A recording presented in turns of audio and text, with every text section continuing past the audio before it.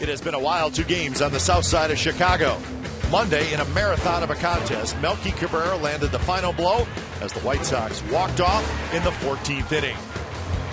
Last night, the Athletics offense went off, belting out 17 runs on 19 hits as the rout was on and the green and gold evened up the series. Tonight, the 2 teams square off for Game 3 of this 4-game set, where it seems as if anything can happen. It's the A's and the White Sox, and it starts right now.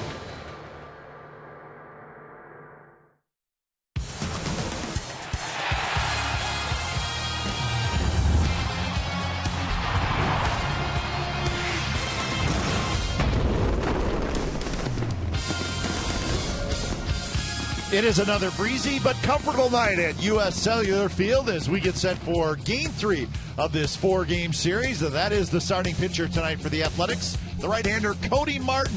So he's going to make his second start, and this is Game 3 of the 4-game series. It's the A's and the White Sox coming up on CSN California.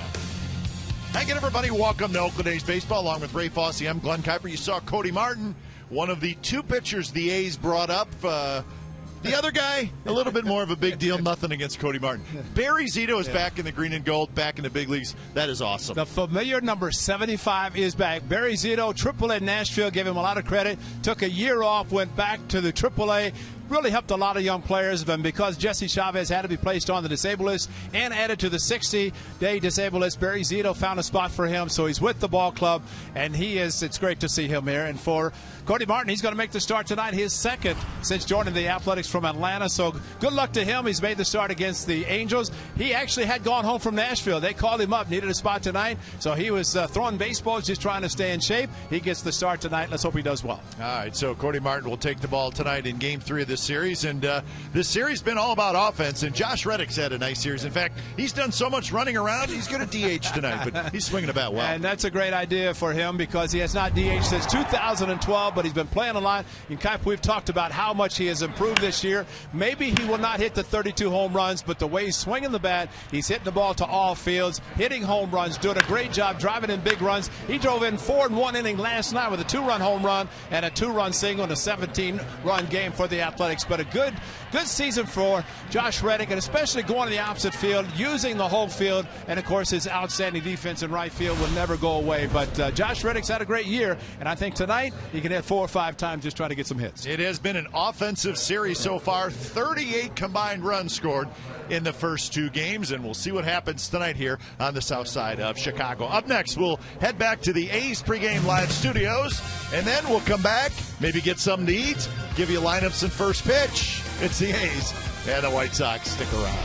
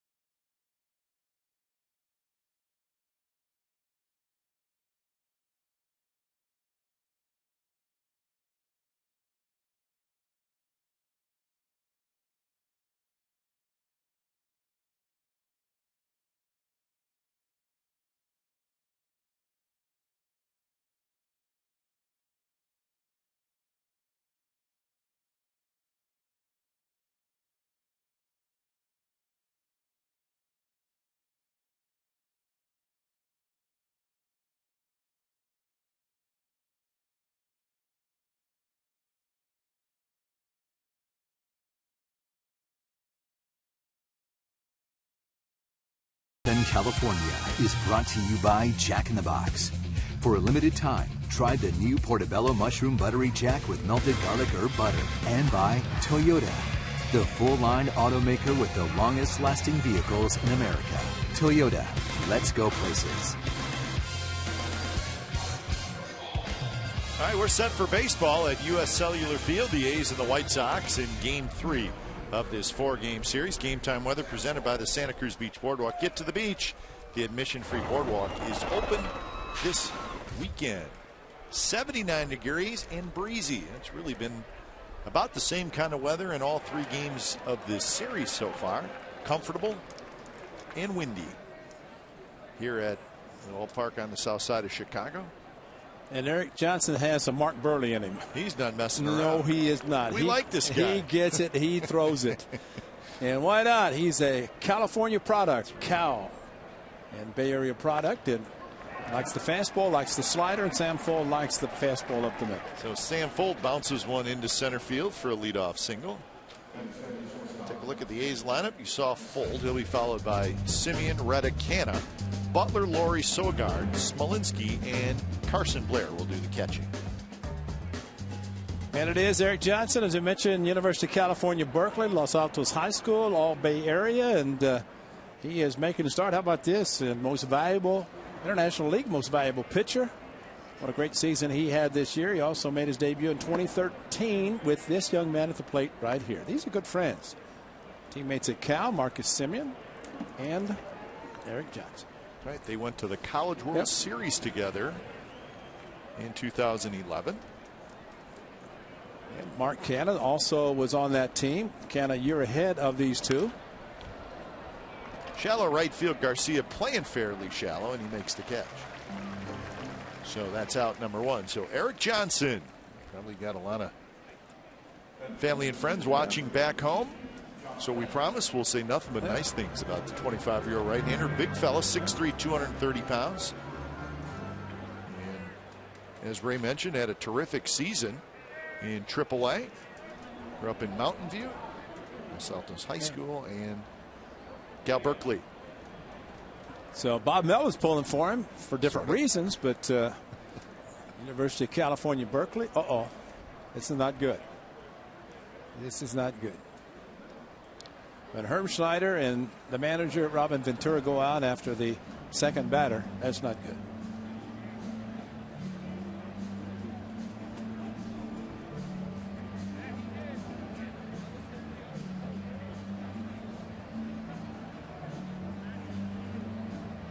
I don't know if they saw something and he's denied or whatever, but I don't know. Well, let's take a look at the last pitch. Yeah, he was rotating his left arm after he took his 8 warm-up tosses. I didn't see anything there. Yeah. So we'll keep an eye on Eric Johnson. Hope he's okay. I'm sure Robin Ventura was ecstatic to go out in the second batter after going through his 2 position players last night. Don Cooper, pitching coach, and I didn't see anything. It's fine to me, Coop said. So here's Reddick, first pitch in for a strike to Reddick. 280 with 18 home runs, 73 RBIs. We talked about Reddick in the open of the show. It's a good series. You know, it's been so odd to see him DHing. I asked him, and he said 2012. He said none in 13 and 14, and this year, this is his first game DHing. So he's been in right field, which is understandable, Gold Glove right fielder. But, Kev, I think you said it best. With all these extra inning games and long games, just warm out. Oh, yeah. He's been on the base, running around, and he had 4 hours Sunday. He had the 5-hour plus game on Monday. What was the total last time? Was it? If Jeff was good, he would tell us. It was 3:30, something like that. But it's look at 12, 13 hours of baseball in 3 days, and so he ends up going and gets a chance to DH. And well, the last 4 games, Ray, starting with Saturday, time of game 326, 352, 509, and 331. So it's been 4 straight very long games for the Athletics. And there you saw the average time for the first 5 months and what's happened in September. Well, I don't think that's just the A's. I think that's everywhere. Well, you think of the amount of time that it takes when a pitcher comes in from the bullpen, and you go to the break and all those things, and they put the 225 on the board and all those things. I mean, that's time. And you talk about pace of game. Even if it's 2 minutes, you do that a bunch of times. Yeah. So 1-2 to Reddick with Full at first. Fouls it straight back. Fastball for Johnson will top out at about 94-95. He's got the 2-4 seam fastball. And guys were looking at the video. Of course, Adam Roden putting together all the information and video for him, his pitching for the guys to look at. And Billy Butler, I heard him say he's going to throw a fastball and a slider. Look for the 2. And you look at the numbers for him. Those are his predominant pitches. But he's good and had a great season. Another foul ball left side. So the count remains 1-2.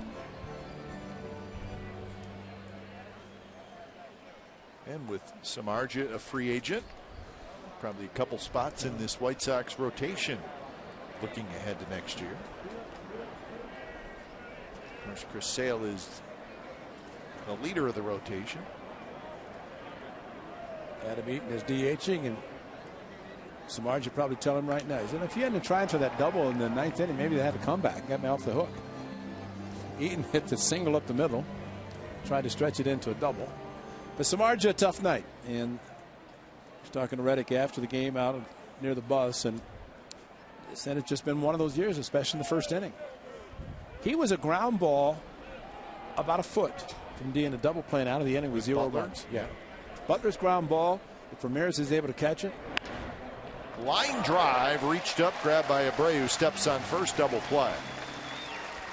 So that's how the top of the first comes to an end. Bottom of the first coming up as we get set to look at Cody Martin.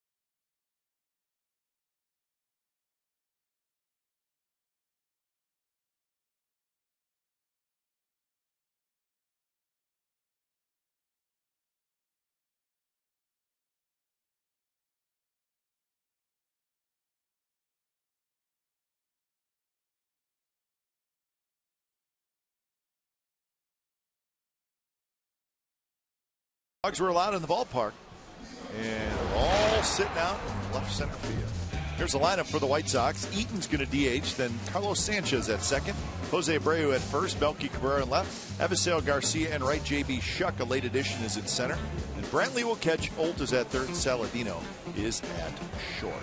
Cody Martin started for the Athletics on September the 1st. That was against the Angels. See his numbers for the Athletics and the Atlanta Braves. 22 games, made 1 start. That was on the 1st, and 2-4 record overall. He had been, his last game that he pitched was 8 days ago, he said, in Nashville. Had sent home to Washington and got the call, and here he is in the Windy City tonight to make the start for his Athletics. First pitch to Eaton is a swing and a miss.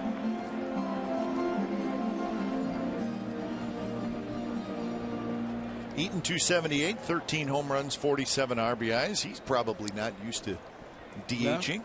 Does not do that a lot. Well, maybe Robin Ventura wanted to have him sit on the bench for 9 innings, try to explain why he did what he did last night in the 9th inning. So he finds the gap here. It's going to roll all the way to the wall. Eaton's got good speed. He's going to hit the bag at second. He's going to go for third, and he's going to make it standing up. A leadoff triple for Adam Eaton. That'll make his manager a little bit happier.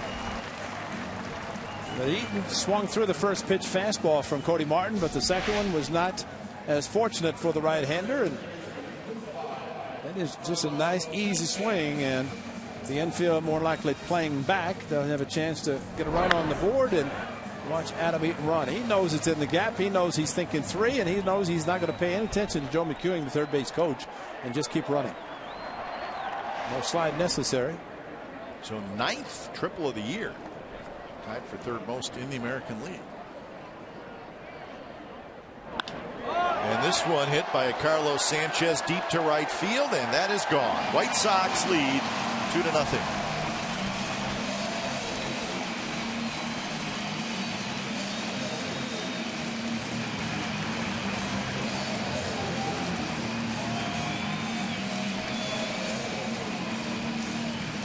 It's not bad when you try to hit a sac fly to get a runner from third and nobody out, but he did it and hit it into the seats. Sanchez, belt-high fastball. And the guys on the bench watching as this ball travels easily to the seats. No wind help needed on that one. So for Sanchez, his 4th home run of the year, and here's Jose Abreu. Abreu takes a fastball at the knees, first strike. Abreu 296, 28 home runs, and 91 RBIs. He's got 5 RBIs and 6 hits in this series. Trying to match Albert Pujols, 30 and 100 first 2 seasons, and I'd say the way he swings the bat, at least if he gets a chance to hit, he's got a chance to do exactly what Albert did. And Albert has continued to do well over 500 home runs for King Albert.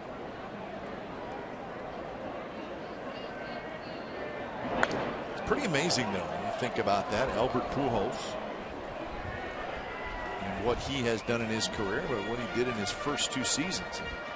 Pretty amazing what Abreu's doing in his first 2 seasons. Last year, 36 homers, 107 RBIs. You see that second note on Albert Pujols. That's amazing. Think of Major League Baseball. Yeah. Did he go? Yes, he did. Home plate umpire Stu Shearwater says that Abreu went around. Well, you struck out the big man on the check swing and called by the home plate umpire. Again, looks like at least the head of the bat went through. Nice block.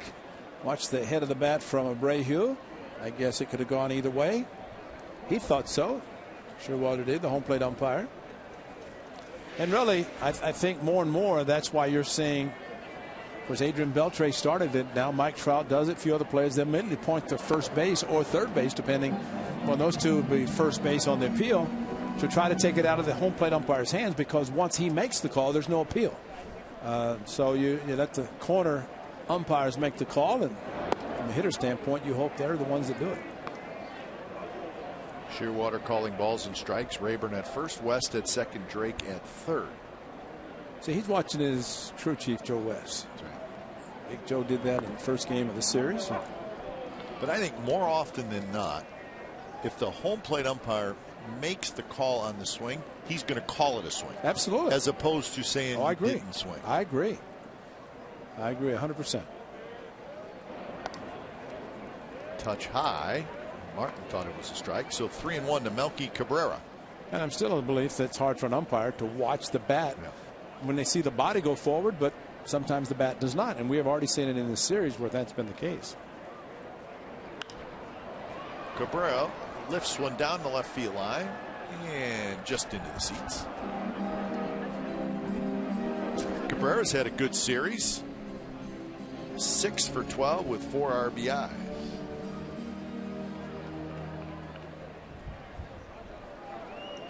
Barry Zito, if you're just joining us, called up today. Well, it's great to see him back in the big leagues. Josh Phegley took his cap off so he could control his hair. Maybe He's trying to impress Barry. A little bit outside. Cabrera with a 1-out walk. Well, it's good to see Barry back. And again, everything and everybody we talked to when they came back from Nashville. And I think of Kendall Graveman. He just raved about how much Barry helped him. And of course, he and Gentry there to the right of Phegley were teammates. And Barry, the 2006, of course, pitched against the Twins, helped the A's go to the division, win the division, go to the League Championship Series.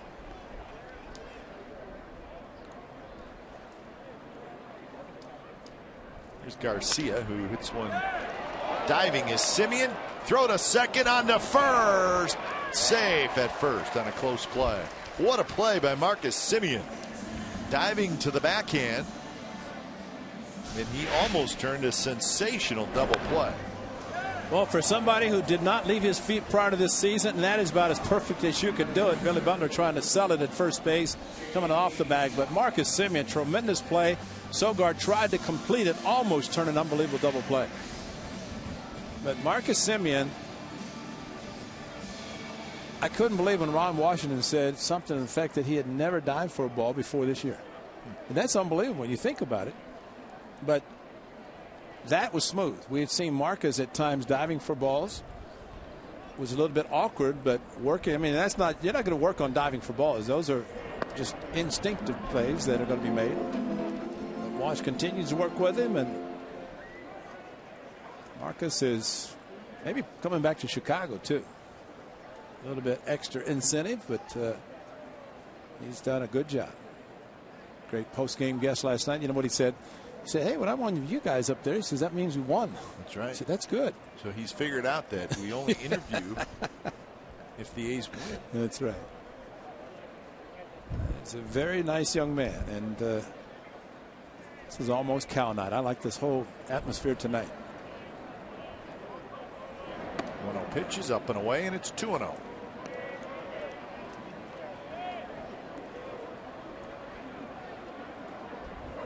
He's in a good spot, comfy. He's got his dog and a beer.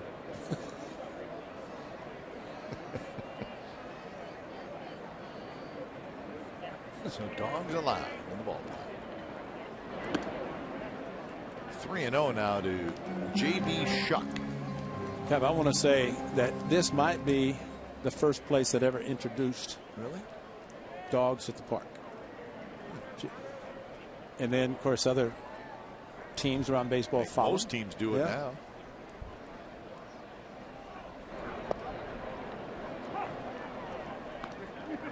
Jeff, did they one time allow cows in? Would they have a cow pasture out? But they wouldn't let them in the park, though. They just had them out in the back.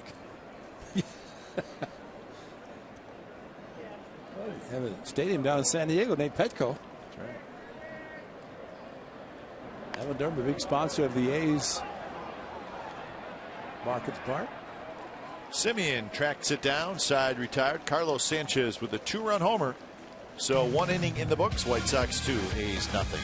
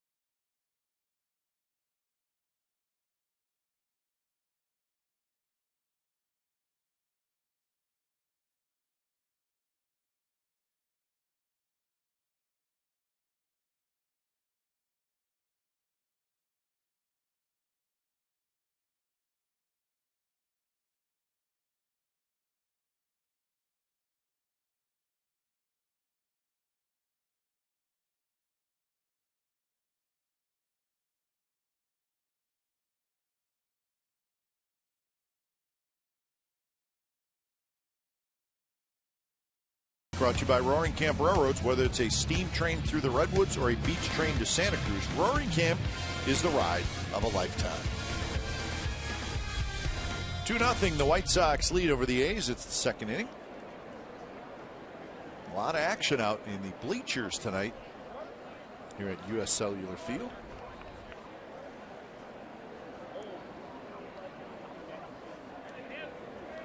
Oh, there's a big fella. What'd you like to have that just laying in your living room every night?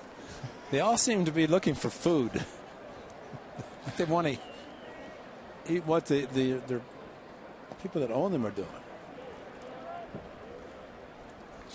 He would need his own chair. Probably makes his own coffee in the morning. That's a big dog. 2-0 pitch is in for a strike to Canna. Canna, Butler, and Laurie here in the second against the rookie right-hander Eric Johnson. Mark Canna, even though teammates with Simeon and Johnson, was a year ahead of the two, and he was drafted. And while the other two, Simeon and Johnson, continued to play together at Cal. I don't know if Belderman played Los Altos during amateur days. Who knows? Could be. So Canna left Cal in 2010, and then they went to the World Series in 2011. So he missed a trip to Omaha by 1 year. And the color commentator for the network was Robin Ventura. So, I mean, it's a lot of familiar things going on here tonight.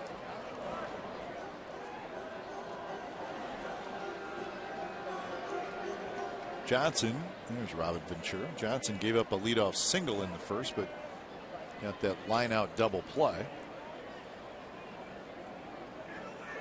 Robin Ventura still have the collegiate record hitting streak. Was it 54, something like that? I think I was corrected. It said 58. Somebody 58? heard me say 60 some odd, and they said no, it's 58. It was so in the 50s. 58. Oklahoma State. But he and Don Cooper, Coop might have been here when Robin was playing. He was pitching coach with Ozzie and different guys, but Robin was given the job, done a good job for Jerry Reinsdorf and the White Sox. So Canna has a good at bat. He gets a leadoff walk.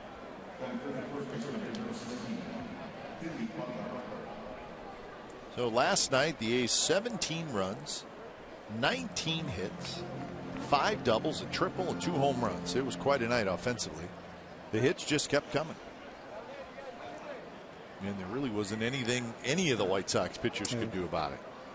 And people always say save some runs, save some hits, and you can't do that. What you can do is build on what you did to get the hits and drive in the runs. Billy Butler won. He said he had made some adjustments with Darren Bush working in the cage, and the adjustments have paid off, especially with his opposite field hitting.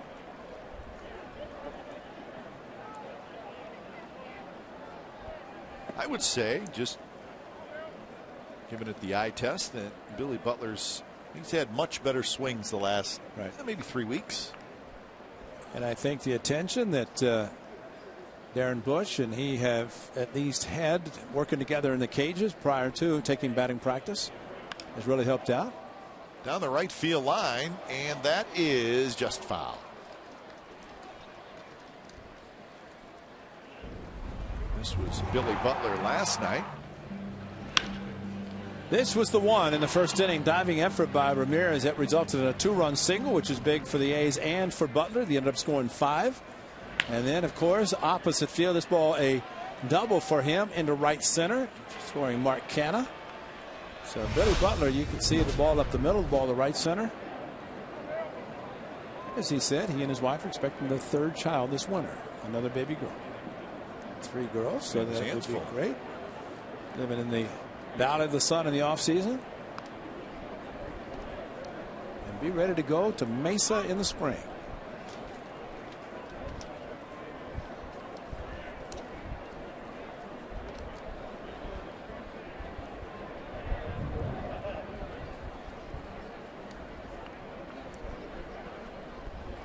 Laurie to follow here in the second inning. Carlos Sanchez home run in the first. The White Sox their 2 runs.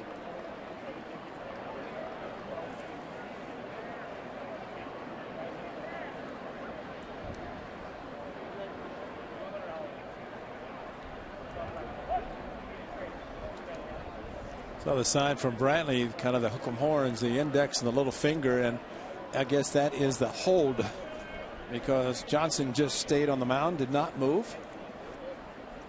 Must be thinking that Canna's going to do some running, or at least thought for that pitch.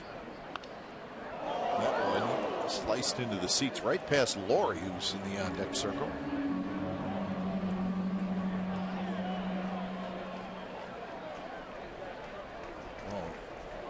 Got into the seats quickly.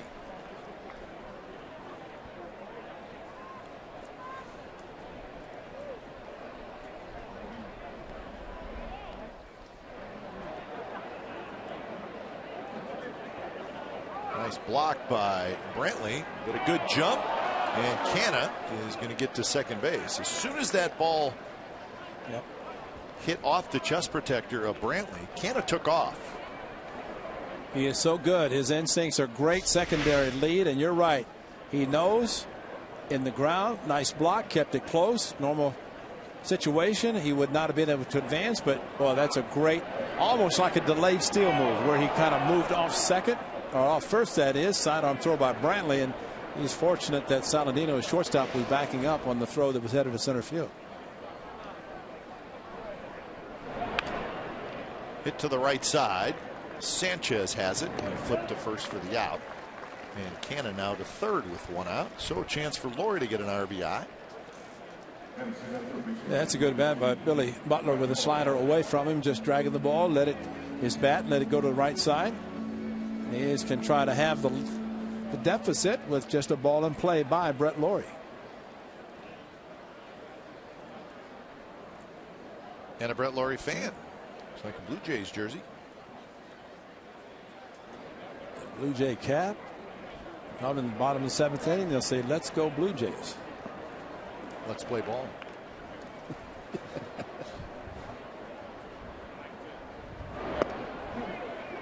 If you've ever been to Toronto and you've been to a Blue Jays game, then you would know what we're talking about. They have a Blue Jays fight song that they play, and they've been doing it, I think, since day one. 1-1 to Laurie. 269. Excuse me. Right. I don't think they did it at Exhibition Stadium, but they won at Sky Dome, now Rogers Center. But you're right. Once they moved in there, they wanted to get the people to exercise in the bottom of the 7th. The fans, everybody off their feet. And at one time, it was 50,000 people on their feet. Singing it. Yeah. I think our guys played it in the bottom of the 7th when we were at Rogers Center.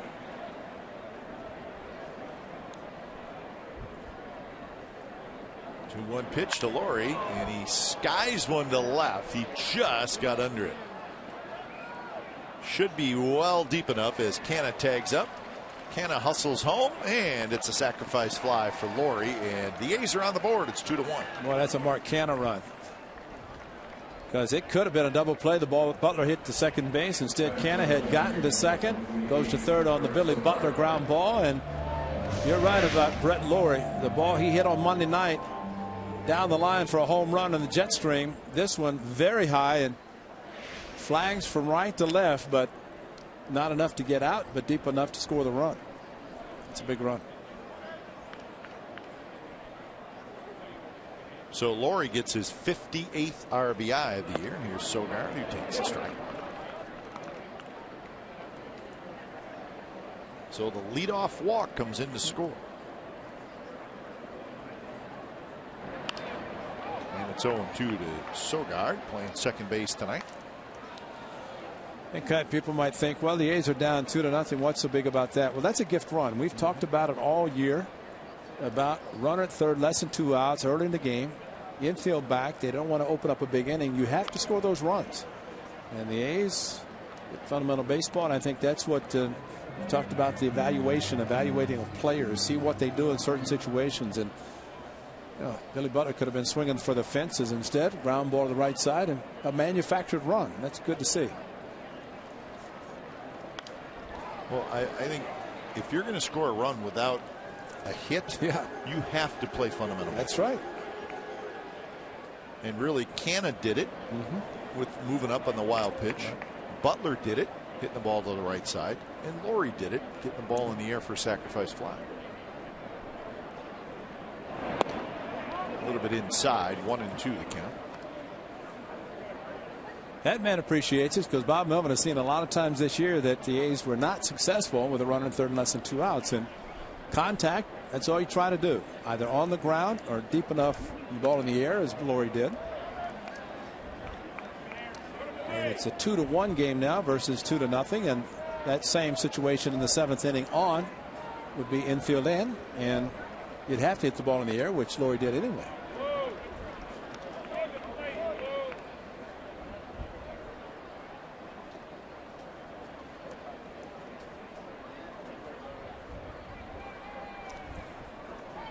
Sogard hooks one foul into the seats. Be careful down there.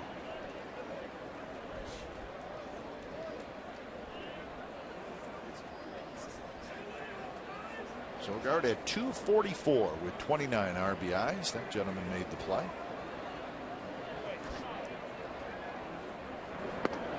Outside, and it's another walk.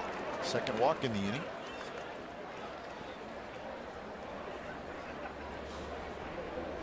So Sogard to first, and here's Jake Smolinski.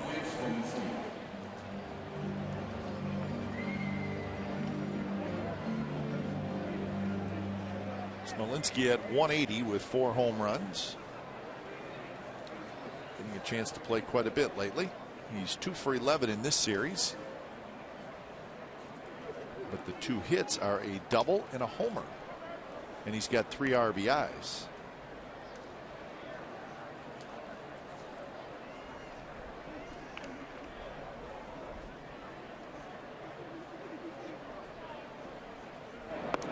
Inside 2-0. So Eric Johnson will get a visit. Johnson, a lot of pitches, 42 pitches so far in the game, and he's got 2 outs in the 2nd inning.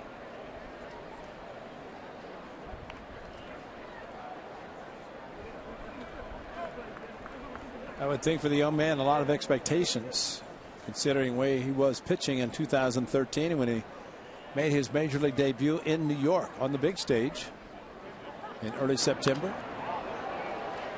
In fact, he and Marcus Semien made their debuts in the same game against the Yankees on September the 4th.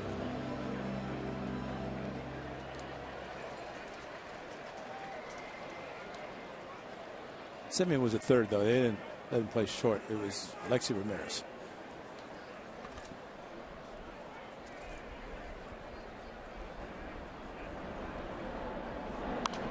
Another foul ball, just about the same spot. Johnson made 5 starts in 2013, and he made 5 starts last year for the White Sox. Teammates, Cal, teammates with the White Sox, and about 25 years the last time that happened to the White Sox with Big Hurt and Alex Fernandez making their debuts on the same day, same game. Low, and it's 3-2.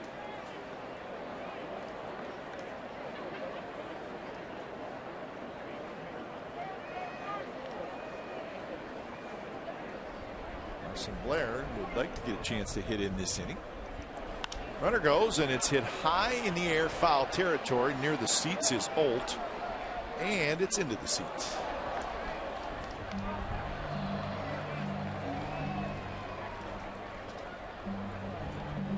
So new baseball for Eric Johnson.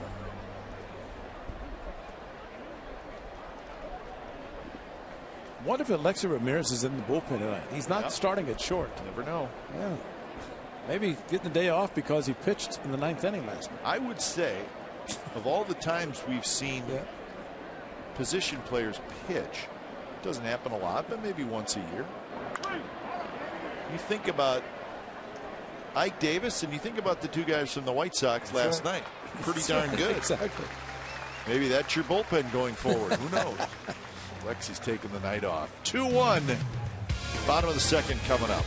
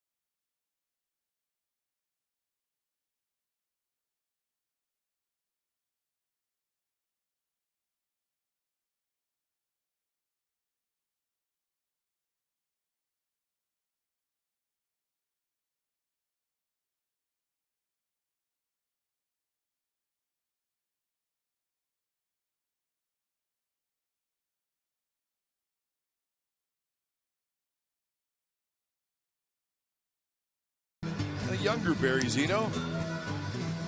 And Cy Young with the Athletics. And I think it's pretty simple. He was one of the top 2 or 3 left-handers in the American League when he was with the Athletics. Absolutely. And a curveball that still is amazing. He showed it in the spring, and I'm sure showed it to the minor leagues at Nashville this past summer. He's been through it all, and I think for him, as Kendall Graveman and Chris Bassett talked about the adversity, and remember with the Giants, he was not on the postseason roster, yet continued to pitch and stay ready just in case they needed him. And so you go through the ups and downs, you're able to impart that knowledge and wisdom to younger pitchers, and well, the A's have benefited, if nothing else, from him being willing to talk to some of the young pitchers in the future. Turn over to Brantley. Lifts one to shallow center. Fold hustling in. Simeon out, and Fold is going to track it down. So that is 1 away, and let's hear a little bit from Barry Zito as we talked with him earlier today. Yeah, I mean, it's like, I feel like I can just enjoy this game even more than I felt like I enjoyed it this summer, you know, because I thought I was never going to step foot on a field again as a player. And, yeah, so, I mean, this is all icing right now.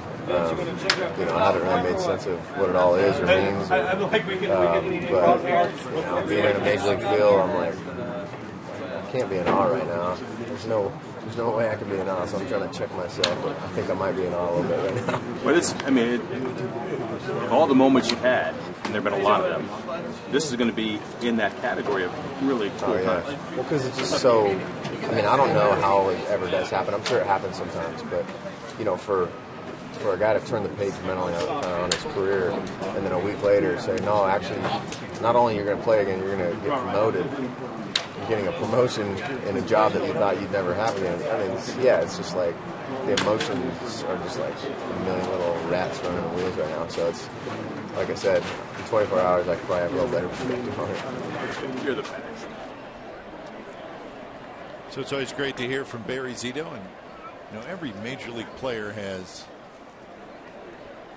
certain ups and downs in their careers, but if you think of Barry and where he was, where he went to, where he's at, his ups and downs have been more magnified. Oh, yeah. Because he was so terrific with the Athletics, and just a young guy, just having fun getting people out. I think it's and amazing. The big contract with a lot of pressure, and he was not as good with the Giants, and he handled himself well through that. But 102 wins with the Oakland A's. In the top 5 in all those categories. 6th in winning percentage. And of course 2002 is when he won the Cy Young. So he has seen the good and he's seen the tough part of big league baseball as well. I think the one thing he just said, when you think of 14 years in the major leagues, winning the Cy Young, doing everything, world champion a couple of times, yet he said, I'm in all of being in the major leagues again. It's 14 years. I mean, this should be like old hat to him. Nice play by Cody Martin, and his throw in time. It's a heck of a play, and it was a very close play at first. Yeah, they're going to take a look at it. At least Robin Ventura may look at it since it was so close. But that's a pretty good play by Cody Martin and a hard throw. So on the phone, nope, that's Gordon Beckham, the phone man now, saying no, we're going to not look at it. Cody Martin back and a quick throw, nice play at first, also by Billy Butler, as that was a bullet thrown by the pitcher short distance. So 2 away for Tyler Saladino. So the bench coach Mark Parent and the manager Robin Ventura can sit casually while Gordon Beckham can answer the phone. Yeah, September. That's pretty good. Got plenty of players. There he is. Man the phone. Beckham, man the phones. Okay, Skip. He's a pretty good soccer player too, right? Yes, he is. You have to be if that's your name. You talk about ups and downs. That young man, Gordon Beckham, I mean, he was the star in the making at third base for the White Sox and did some moving back around. But back to the man of the hour, and that is Barry Zito on the left of the A's and the number 75 also with the Giants. And the numbers, while they're not great, he never ever took a day on the field that he was not prepared to pitch and win, and had better numbers as a member of the Athletics, but got his championships across the bay. But I think it's just absolutely great to see him back in the green and gold, and even better if he can take the mound and that homestand coming up. I'm sure that a lot of people right now watching and have heard that Barry's back and looking forward to seeing him at the Coliseum in that familiar number 75. Of course, a lot of talk about will he make a start at the Coliseum. Tim Hudson supposedly starting next Saturday for the Giants against the A's, and we don't know how that's all going to work out. I think the point is it's just great to see him, and it's great that he's back. If he gets a start, great. If he gets a start against Tim Hudson, great. But we'll see whether that happens or not. It's possible. Many thought when he came to spring training this past spring at Mesa, back in the A's uniform, after taking off a year, that when he didn't make the club out of spring training, everybody said, well, he's going to retire. He said, no, I'm not going to come back after missing a full year, work hard to come back and not make the ball club and not go to AAA. And he spent the whole time in Nashville. Some excellent stories written about all the plane rides, and they are different at that level. And he's had the best of the major leagues for many years, and then to go back to AAA and get those early 6 o'clock flights, day of game. You don't get first class accommodations either. Post play, Saladino just gets back.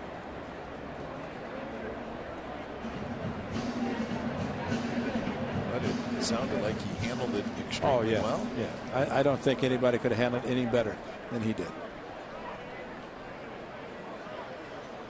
Here's Eaton, who tripled and scored in the first.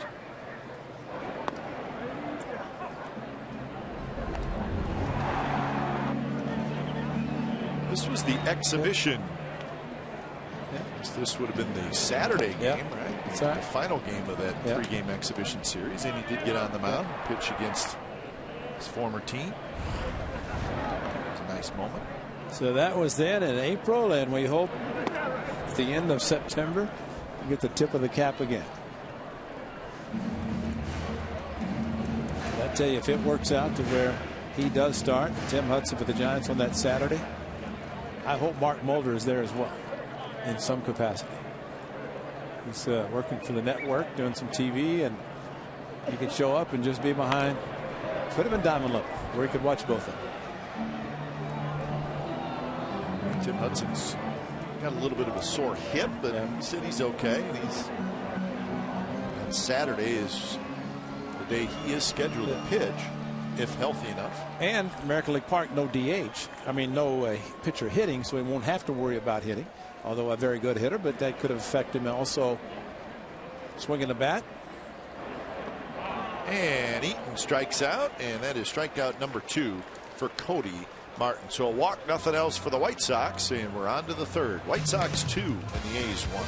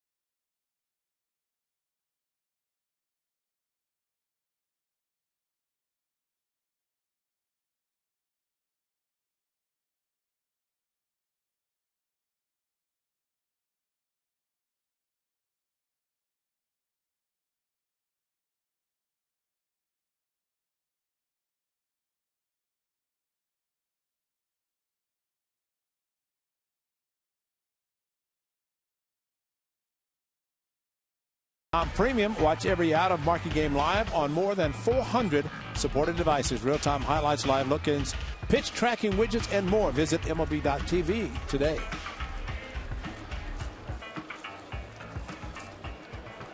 So 2-1 White Sox lead. It's the top of the third inning. Carson Blair leads things off. Blair, Fold, and Simeon.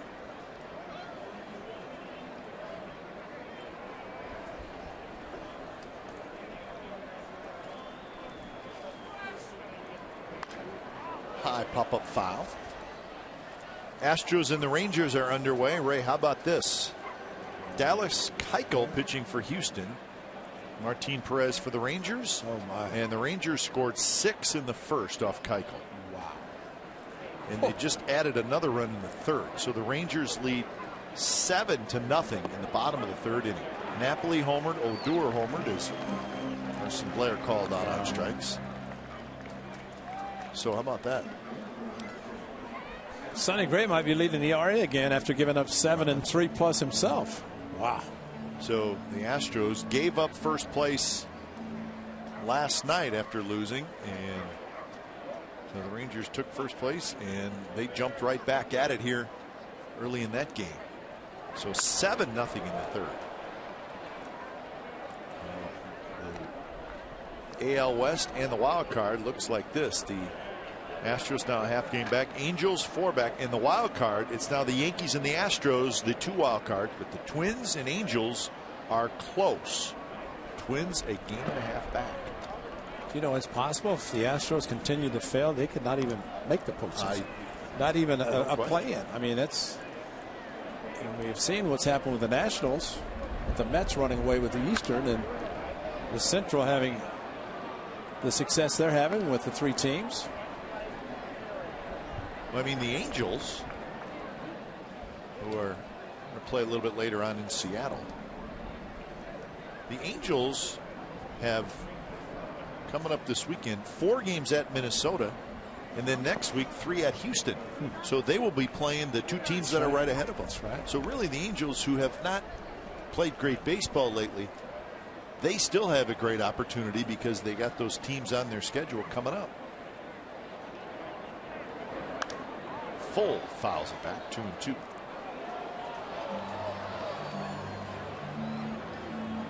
It's a fun time of the year. That's why the A's have really enjoyed it the last 3 seasons. 12 was spectacular, winning the final day of the season. 13 win the division. 14 the wild card play-in. Sam Full lines out and the glove of Tyler Saladino. But it does make a difference. It really makes a difference. He's playing in September, and the games meaningful, others not. I heard somebody say, well, it's good if you don't go to postseason because you can start thinking about the next year earlier. Who said that? Well, could you give me a name? No, I'm going to pass on that. But sure, can you give me like initials? But I heard that. I said, you got to be kidding me. That's a poor excuse for not winning anything in your league. That's not a good. Yeah, no. If you want to start thinking about the next year and not go to postseason, then why are you playing in the first place? You know, really, there's a lot of games. We all work hard, and I don't really want to think about next year till, you know, how about January 1st? Yeah, that's right. A shot into left field, and that's a base hit. So Simeon, a line drive single. It continues, and Marcus Simeon on a 2-0 fastball from his former teammate, and he hammered it. And think about Marcus Simeon and the way he hit the home run the other night to right field, and the way he just swung at that fastball. You'd think after all the games he's played, Captain, you mentioned about playing in September, which is unfamiliar, yet his swinging a bat and ball's jumping off his bat. This is game number 141 from Marcus Simeon. For the A's, it's game number 146. Says it all. About this one to Oppo, as they call it. That was Nate Jones, fastball elevated, right field shot, and a good shot from Marcus Simeon. He has 12 in the season, and it's great numbers for a shortstop rookie season.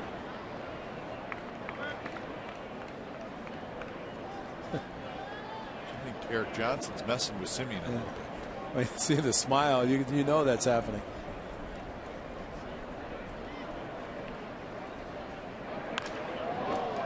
Hit towards center. Shucks back. He's going to get there. Stops. Grabs it. Side. Retired. So a hit and a runner left, and we're going to the bottom of the third. It'll be Sanchez, Abreu, and Cabrera. White Sox 2, A's 1.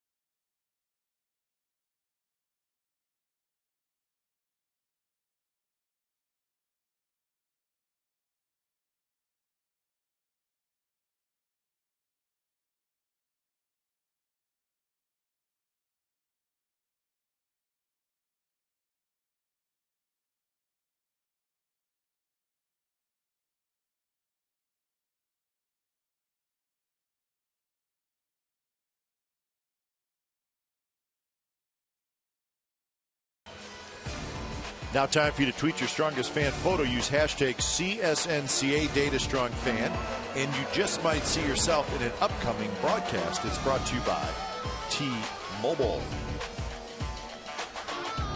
U.S. Cellular Field is where we are at. Game 3 of a 4-game series. It'll be a day game tomorrow.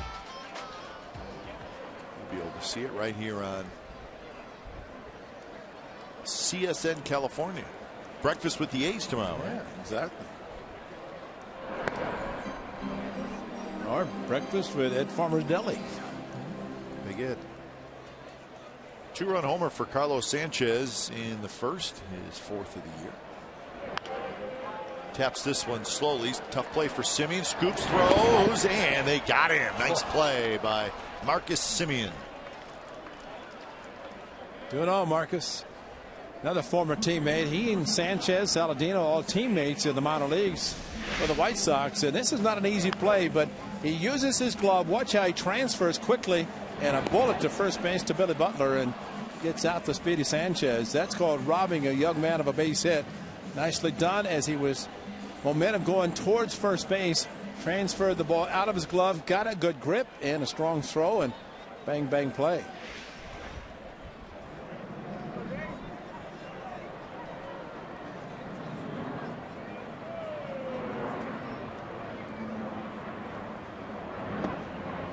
Pitch is low to Jose Abreu, who struck out swinging in the first inning.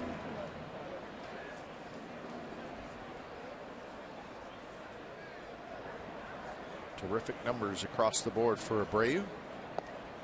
The contract he signed was a 6-year deal, so he's going to be with the White Sox, or at least he signed with the White Sox through 2019.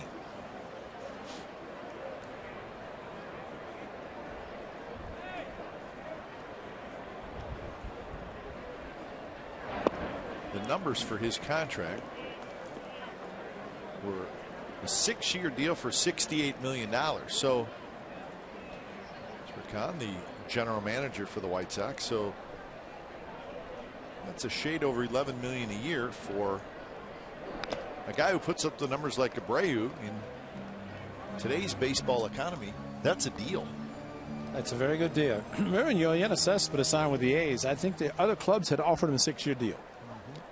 And he wanted a 4-year deal. He did not want to commit to beyond 4, from what I understood, and of course he'll be a free agent after the season. and he's going to be highly sought after, I would think.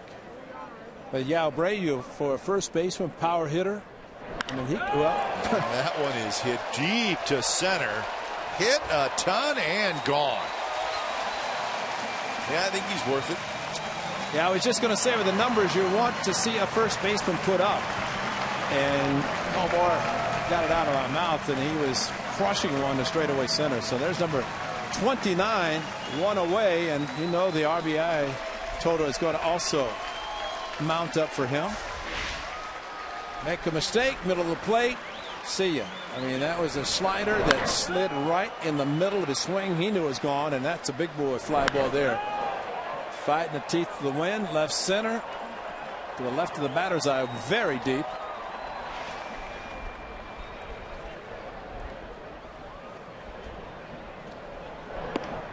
Well, after today, the White Sox have 18 games left, so Abreu will have 18 games to get 1 home run and 8 RBIs. There's the hot cold zone for Abreu. So here's a thought. Keep it out of the middle of the plate. Yeah, I actually could probably say that about any hitter. Yep. And that's called, that 450 is called the mistake area.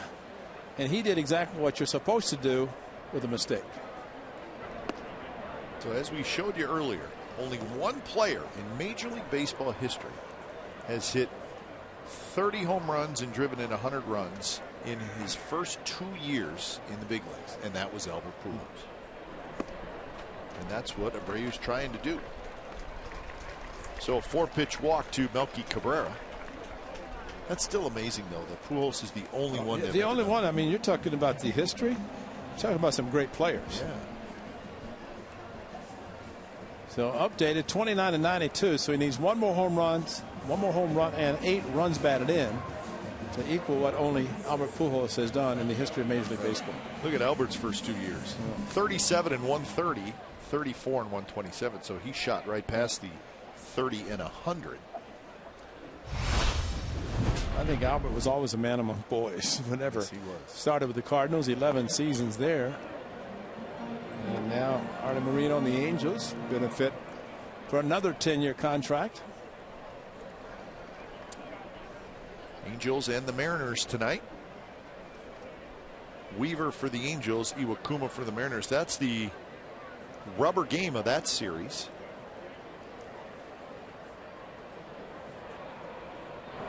Angels beat Felix Hernandez last night. So they'll try to make it 2 in a row over Seattle and then head to Minnesota for a huge 4-game series at Target Field.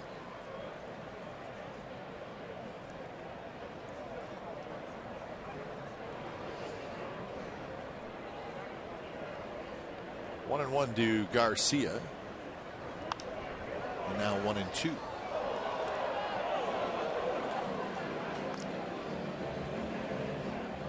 The Twins and the Tigers are just underway. So every game big for the Twins. Even Santana's on the mound for Minnesota. Minnesota got Phil Hughes back from the disabled list last night. Didn't help them. They lost last night.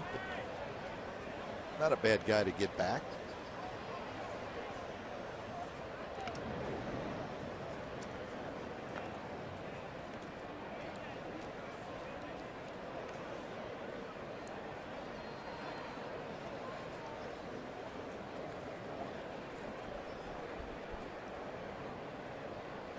Cody Martin at 52 pitches.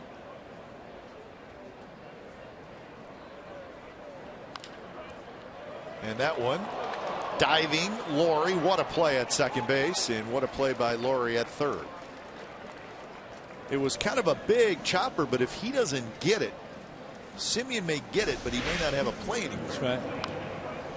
Remember Brett Laurie talked about, if you're going to move me to second base, leave me at second. I don't want to go back and forth. Well, Danny Valencia, I guess, has some sort of an injury that prohibits him from playing third. So Brett Laurie does go back to third, and from second after the day off yesterday, or night off, back at third, diving. And I agree with you 100%, because I don't know if they'd gotten a force. And Sogard, good job stretching at second after a great diving play by the A's third baseman. So 2 outs now, and here's Shuck.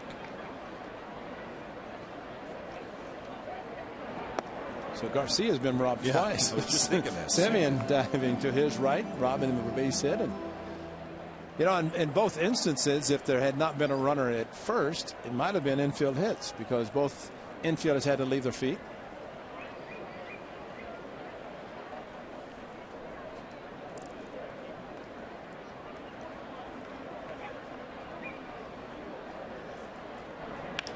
Shuck with a line drive left field. Canna on the run makes a nice running catch. Side retired. A run on the home run by Jose Abreu. It was his 29th of the year. So fourth inning coming up. White Sox leading 3-1.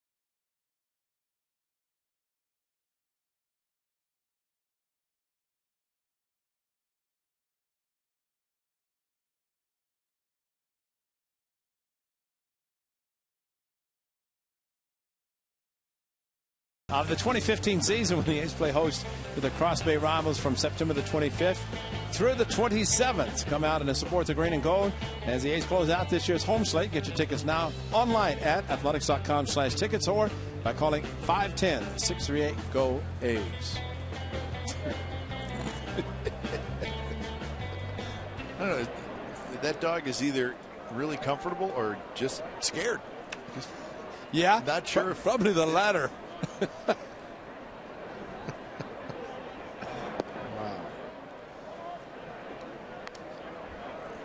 We have a great crew, don't we? We're Bertie talking to all the camera people and saying, okay, I want you to find all the dogs you can, especially ones with hats. Really small dogs with hats. And big people. Canna, Butler, and Laurie. A little bit outside, 3-0.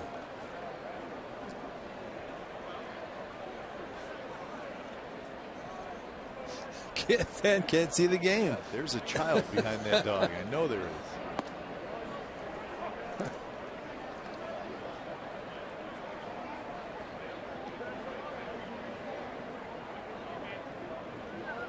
Selfie.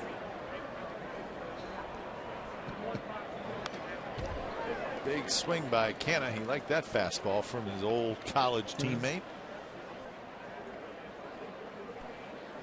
I think the only thing Mark Canna is thinking about is Mark Canna swinging. He care less who's on the mound, former teammate or not. I mean, he was studying the video of Eric Johnson. Adam Roden, of course, has the video of all the pitchers and scouting reports, but he was checking the video just to see what this right-hander might be featuring tonight. 3-2 pitch. Bounce to the right side. Sanchez is there. One out here in the top of the fourth. And Butler will hit.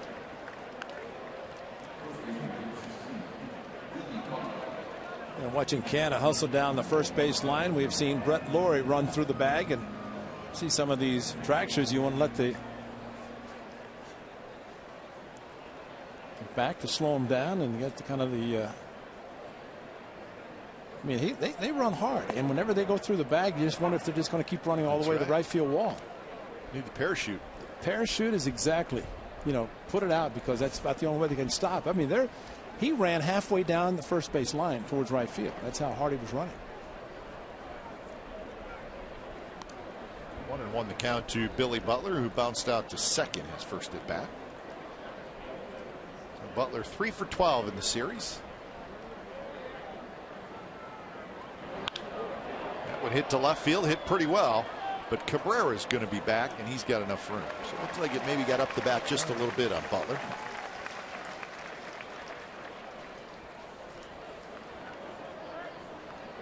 Billy would like to have another swing at that one. Yeah.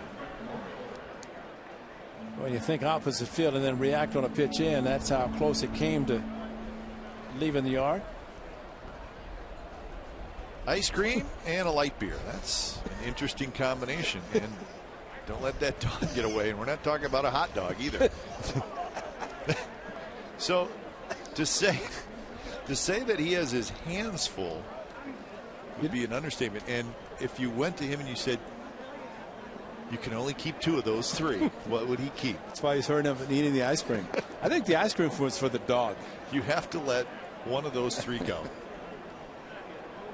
And he let the ice cream go. Yeah, I think he tried to lick your lips, buddy. Drive to right field. Garcia hustling back. Garcia at the wall, and it's off the top of the wall. And Laurie rounds second. He'll stop there as he puts the brakes on. So Laurie did not miss an opposite field home run by much. Garcia's made some great plays for the White Sox, robbing guys of home runs. This one, though, hit so much on a line drive, not much he could do except go back, jump, and he was not able to make the play, but it came close. But he also ran into the wall and had his center fielder backing up. I don't think really had much of a chance there. Yeah, he just did not have enough time to get back there.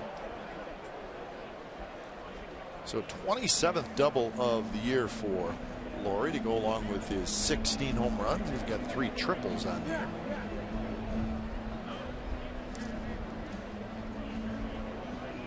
.73 pitches for Eric Johnson.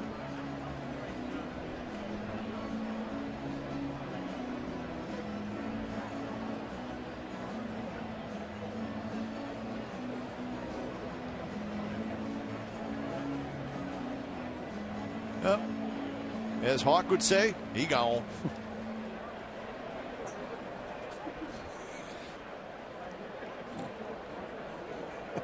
There's a lot going on right there.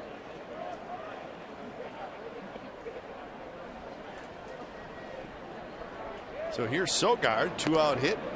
Get the A's a run. They trail 3-1. Sogard walked in the second inning.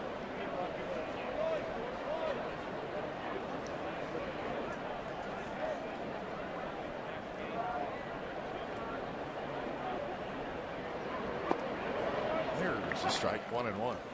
Is there a happier guy than that guy in this ballpark? Yeah, he said we get to take our dog and buy a whole bunch of food for the dog, but I'm going to eat it all. Ice cream, beer, pizza. When you get sick of the ice cream, you just give it to your dog.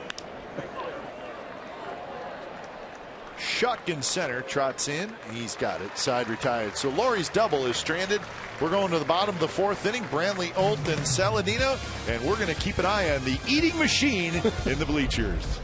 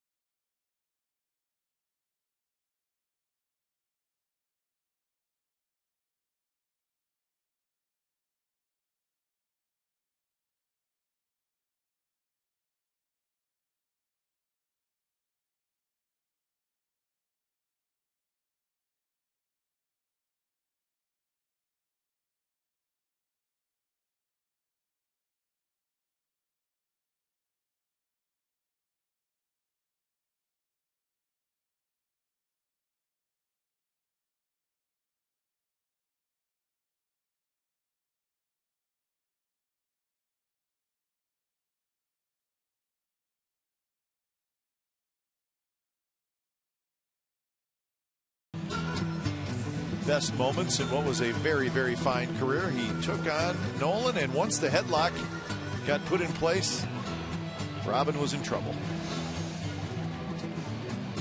Saw a little Ozzie Guillen out there. That gets us to our Geico quote of the game. As Robin talked about what happened on the mound in 1993. I don't know if it's a national or state holiday in Texas. Do people get the day off for it? Well, at least he's got a good sense of humor. If he had to do it all again, he probably wouldn't go out there. I would like to ask him, what were you thinking from the time you got hit, started to walk, dropped your helmet, and you're running to the mound knowing what's going to happen? And at that point, it was not good. I thought the funny thing about it was Pudge Rodriguez, the catcher, was trying to pull him off. Nolan had it. He was not going to get away. But I give Nolan Ryan, when he was president of the Rangers, a lot of credit, because when Robin Ventura came in to manage the White Sox, he would not allow them to show it on Diamond Vision. That's a classy. That's class. That was class, Nolan Ryan. That's a classy. Not surprised, though. No. I think it was the technique. Once Nolan got him in the headlock, well, then you're in trouble. It's like a steer, right? Yes. He's a cowboy, and he said they counted the number of noogies he gave him.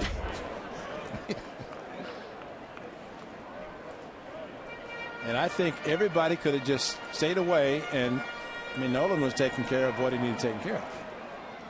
Thinking also, Nolan, there was a famous picture of Nolan with, he got hit with a line drive in the face. Blood was coming down his face. Stayed in the game. Didn't even wipe it off. And of course, photographs taken, but he's the Hall of Famer. To the Brantley, breaking ball, and he's able to hold up his swing. Brantley hit a fly ball to center field in the second. A couple of home runs for the White Sox. That's how they've got their runs. A 2-run shot by Sanchez in the first.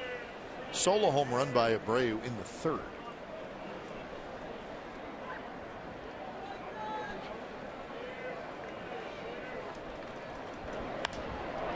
This one lofted into shallow center, and it's going to fall for a hit. So hit number 4 for the White Sox. So Cody Martin will get back into the stretch.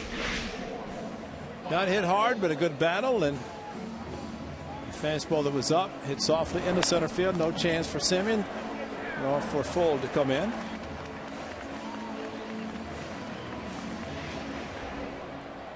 So 60 pitches for Cody Martin. Don't know if there's a pitch count, pitch limit on Martin. Well, as you're saying that, somebody's moving around in the A's bullpen. They're starting to get somebody loose. And that one bounces past Carson Blair, and Brantley will go to second base. So that'll be a wild pitch.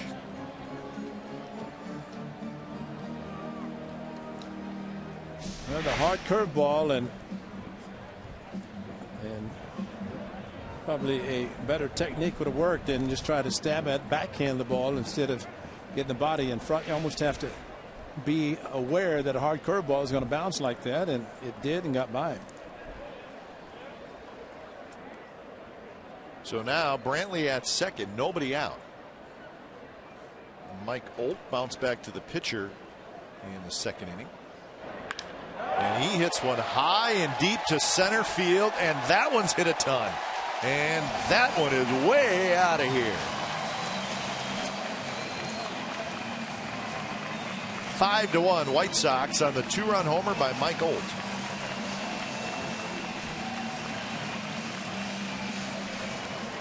And the interesting note, they showed Mike Olt was a Cub, hit a home run for the Cubs. No player has ever hit a home run for the Cubs and the White Sox in the same season. Until now. Mike Olt just did it. How about that? And this was a no-doubter. That ball was crushed. Abreu's was crushed. This was even deeper.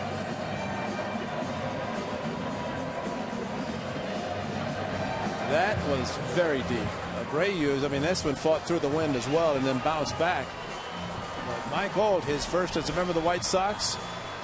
And that's what everybody's been thinking about and talking about Mike Olt in his swing. And man, he just showed it. Well, if nothing else, he has now become a great part of Chicago sports trivia. First player to hit home run for both the Cubs and the White Sox in the same season. So it's estimated at 428 feet, and I think it was further than that. Yeah.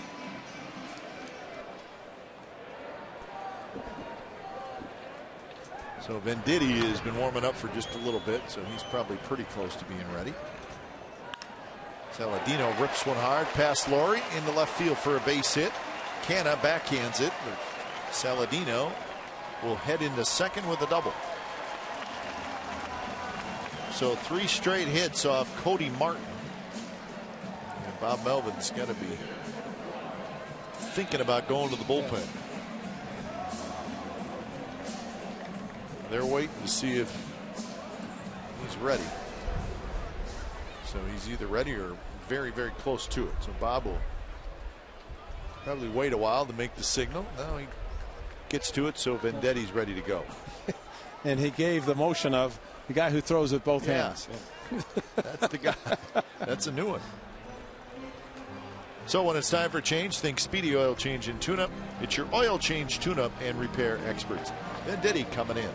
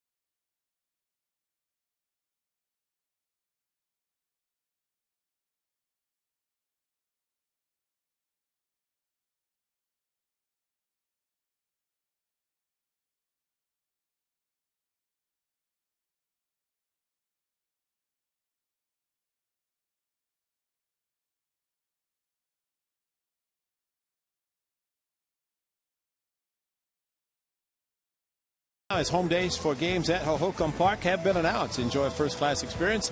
Get an early glimpse of next year's squad at the A's all-new spring training venue in Mesa, Arizona, and it is a beautiful complex. For more information, visit athletics.com/spring today. Main field, the complex. It is a beautiful place to watch baseball in Mesa, Arizona, home of the Athletics, and a long-term contract signed by the Athletics to be there. So 5-1 White Sox lead. Cody Martin with 3+ innings, 6 hits, and 5 runs. Looking at his hand or his finger. So Venditti comes in as he faces Adam Eaton. 20th appearance for the switch pitcher for the 8th. Corner infielders come in. Eaton a good bunter, but he takes inside. Eaton has tripled and struck out. Tripled and scored in the first.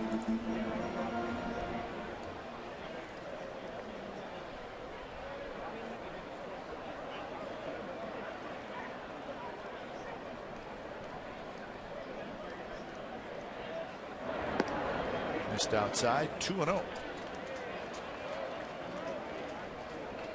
Jake Arrieta pitching tonight for the Cubs, and I bring that up simply because he's trying to become the first 20-game winner in the big leagues this year. And he's leading 2-1 in the 7th inning, and that's a big series. Cubs and Pirates. Those are the 2 wild card teams in the National League, and Cubs trail the Pirates by 4 games in the standings. So Cubs are just trying to not have to play a wild card game on the road. Eaton walks on 4 pitches.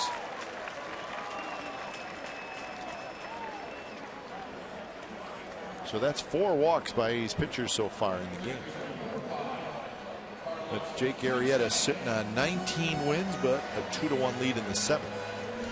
Keuchel was going for his 18th win tonight, but as we told you, he got knocked around big time by the Rangers. That game now 8-0. Texas leading in the 5th inning. Felix Hernandez has 17 wins, so he's got a shot at 20. He may be trying to win his 20th against the A's the final weekend of the season. Yeah, that's possible. Bumgarner's got 18, so he's got a shot. Greinke has 17. Those guys will probably get 3 more starts, maybe 4. Sanchez a switch hitter, so Venditti had to declare, turn him around about right-handed. After a couple of bats left-handed. Now Venditti is yet to throw a strike. 6 pitches, all balls. Sanchez a 2-run homer and a ground out to short. 2 on, nobody out. And that one's not close. And now it's 3-0.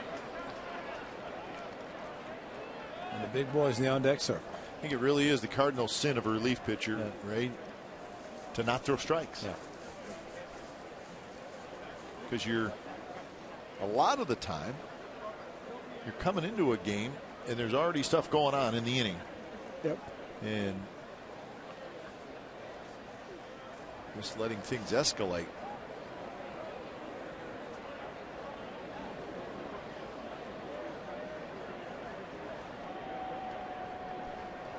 So 3-0 to Sanchez, and that one's low, and he walked in. 8 straight balls thrown by Venditti.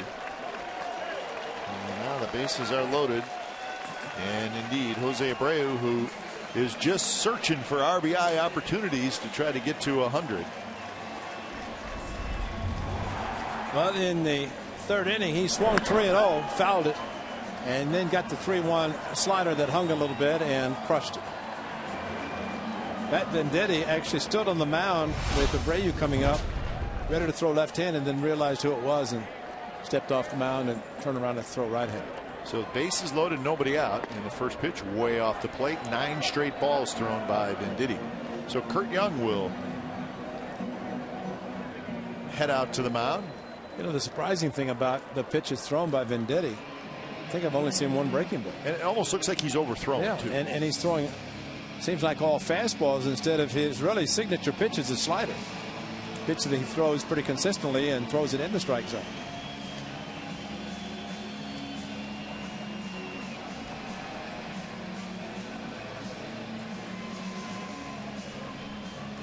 So Dan Otero warming up.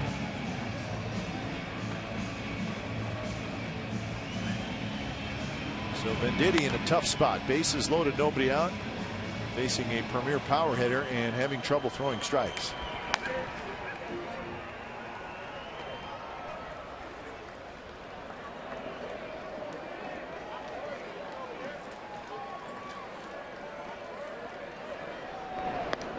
And that slider misses badly. 2-0. Well, even though Venditti now has thrown 10 out of the strike zone, Abreu's not up looking to take a strike. If he gets a strike, he's going to be swinging, and I think Venditti knows it. That is rare. 10 pitches, all 10 out of the strike zone. And he was waiting on one down the middle, and he got it, fouled it back.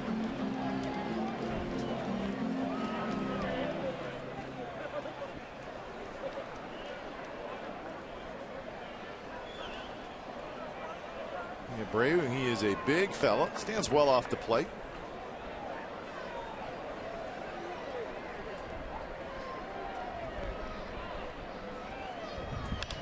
And he drives one down the right field line, but it is foul. And for him to hit the ball foul like that, he's sitting slider. Good call. And got a fastball and hit it foul. But that's how strong he is, to look maybe for the slider and then react and go the opposite direction for the fastball and slice just enough for him, and especially for the A's, the ball to go in the seats. Yeah, get a sweeping slider, throw it at him, get him buckle the knees, and take a chance with one slider. This one's popped up. It will head back into the seats.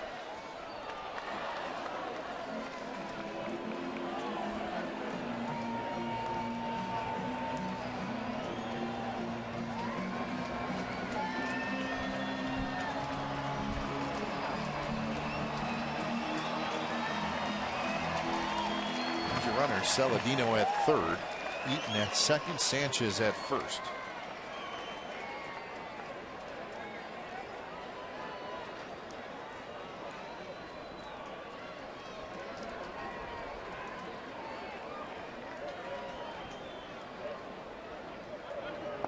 And that's low. And now 3-2.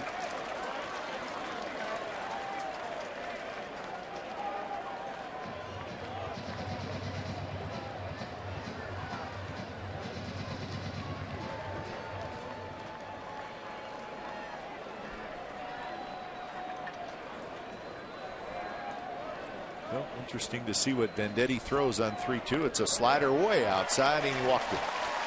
So Saladino will trot in to score, give Abreu a RBI and the bases loaded walk. So 6-1 White Sox.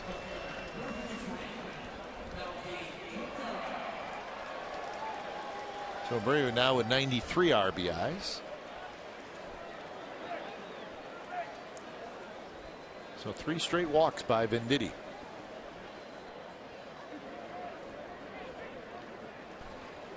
So another switch hitter in Cabrera.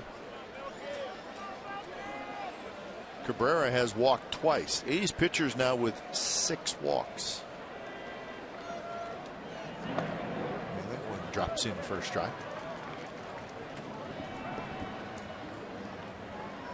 So close the book on Cody Martin. 6 earned runs in 3+ innings.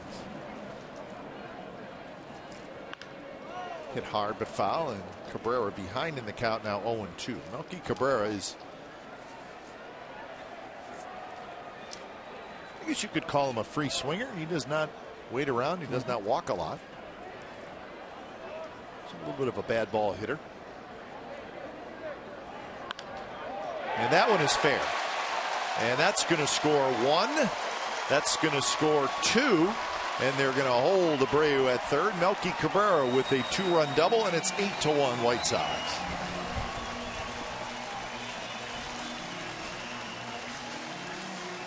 So 70 RBIs for Cabrera, so he is having a huge series. And a breaking ball right into his wheelhouse and past the diving Laurie at third, and once it got down in the corner, that was plenty of time for a couple of runners to score. And Abreu lumbering to third base. He had to be held up. So tough outing for Pat Venditti as he leaves. Otero's coming in second and third. Nobody out and 5 runs in.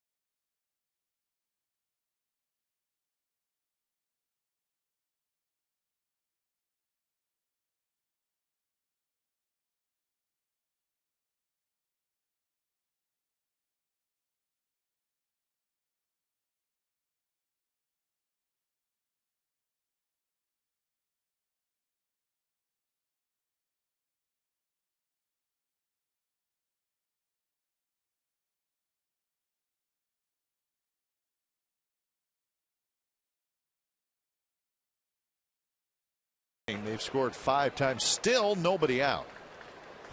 So Pat Venditti faced 4 hitters, walked 3, and gave up a 2-run double. So Otero comes in to face Garcia. The runner coming home, throw to the plate, and the tag applied by Carson Blair. So Abreu is out, and that's the first out. Joe McEwing looking in, have to wonder if he went on his own, because that was a little surprising with the infield end that a runner would go in contact from third base. Normally 1 out, yes, nobody out, usually make the ball go through, and he was out by plenty. Good play, Marcus Semien, to catch the ball, throw on the run. Joe McEwing, the third base coach, looking in the dugout, and yeah, that's a little surprising, but a good break for the A's, because now they have a chance to get a ground ball again, turn a double play. Unfortunately, the runner second couldn't advance either. Yeah, he thought about going to Cabrera, but ended up staying at second base. So Shuck will hit, 9th man to bat in the inning. Sinker is low. Well, the Rangers now leading 9-0 over the Astros in the top of the 6th inning.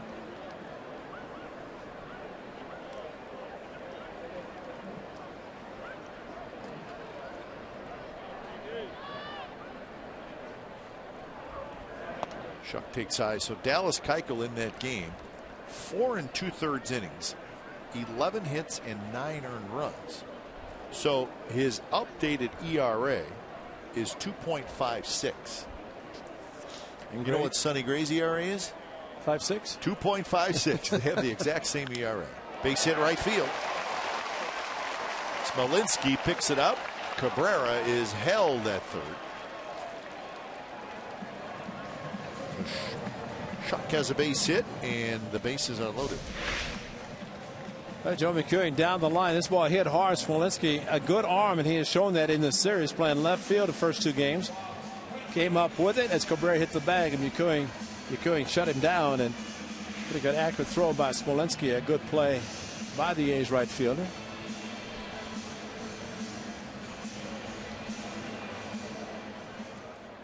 So here's Brantley, who started this inning with a bloop single to center field.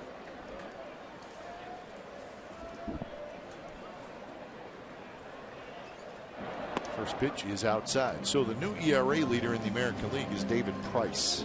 That's right. 2.46, just a little bit better than Sonny and Keuchel.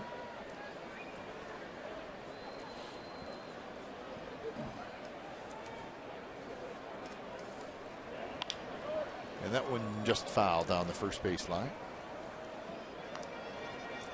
We're starting with Dubront in Texas on Sunday. The starters have given up a lot of runs. Well, there you go. Gasmere at 4th. So if Keuchel struggles at all in his final couple starts, and Price is good, Price has a pretty good shot to maybe jump into the lead for the guy that's probably the best shot at it. Sonny's win total is going to hurt him a little bit.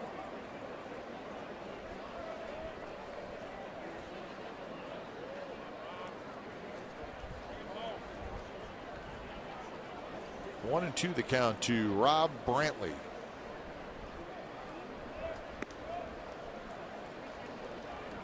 Okay, starting with Dubront, total of 16 2/3 innings, 26 earned runs of 4 starters he's given up the last 4 starts, and you're looking at 4 2/3, 3+, 6+, 3+. So they're not pitching deep enough. Bullpen's getting too much work.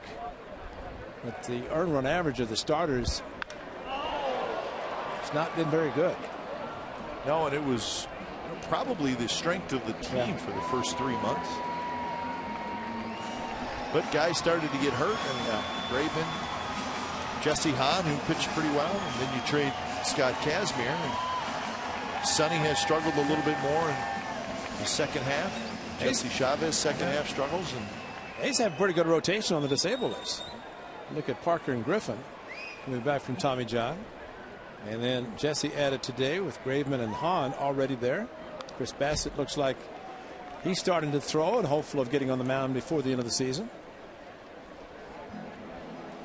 So it bodes well for the future. And I think, again, for the A's to look at last year with the Texas Rangers and see all the injuries, see how poorly they played, and look how they've turned it around this year with healthy players. Only Yu Darvish from the pitching side has been out for the season.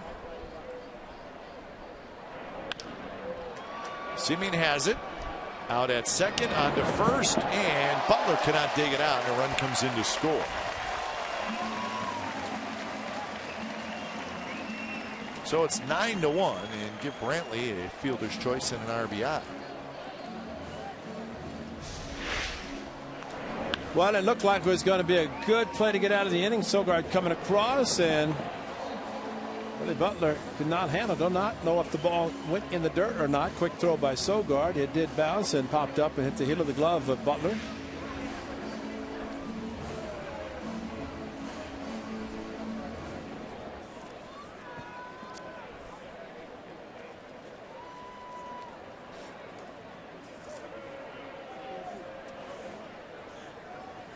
So here's Olt.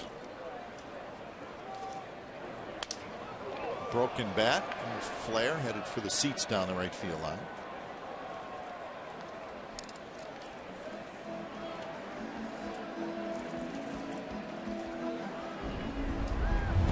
Now listen to what Mike Olt does with this pitch. Whew. Yeah, that was this inning. You're right.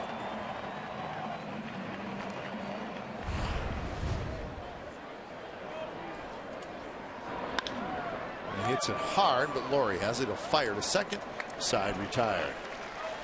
So 6 runs for the White Sox. It's now 9-1 after 4.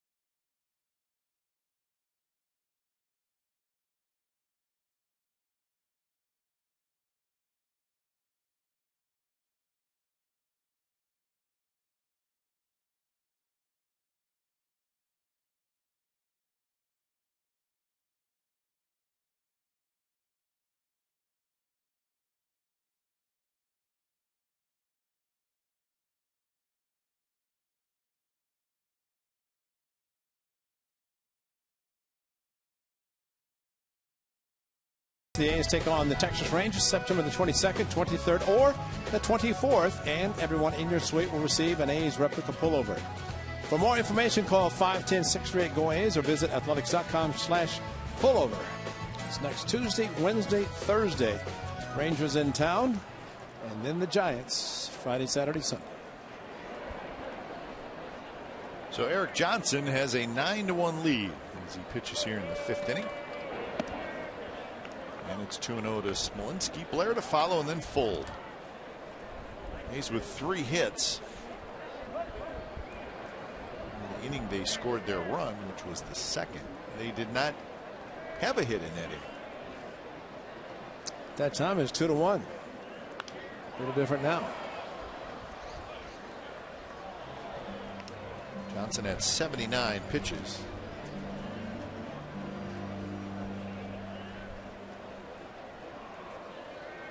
Smolinski popped out to the second baseman his first at bat. He hits this one hard right at the shortstop. Saladino, 1 out.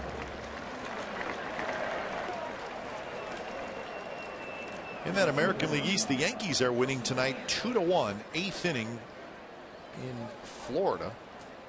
And the Blue Jays are leading the Braves 7-1, bottom of the 8th in Atlanta. Toronto with a 3-game lead over New York in the East. But the Yankees are the #1 wild card team.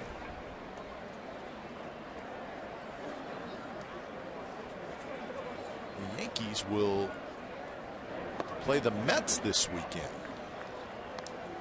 at Citi Field, part of their road trip. Blue Jays will head home after their series in Atlanta. There's one more game to play tomorrow in that series. Blue Jays will head home and start a long homestand, a 9-gamer. And they're tough at home. So they're probably thinking we can open this lead up a little bit in front of the home fan. Garcia comes in, still coming in. And when we were there, Ray, which I guess about a month ago, I don't know the exact dates, but they were just starting to, the crowds were just starting to swell. And since then, every time I look at their attendance at the home games in Toronto, it's over 40,000. Would you say that when Tulowitzki was traded, they sold over 300,000 tickets? Yeah, after the trade, yeah. So that was kind of the beginning. But the Blue Jays have to also be thinking that the Yankees are playing the Mets at Citi Field, National League Park, and the way the Mets are playing.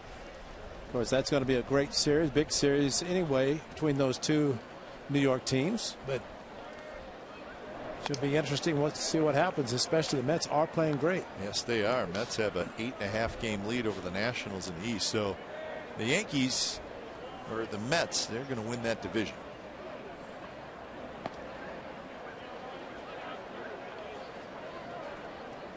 (3-0) to Sam Fuld, who has singled and lined to short.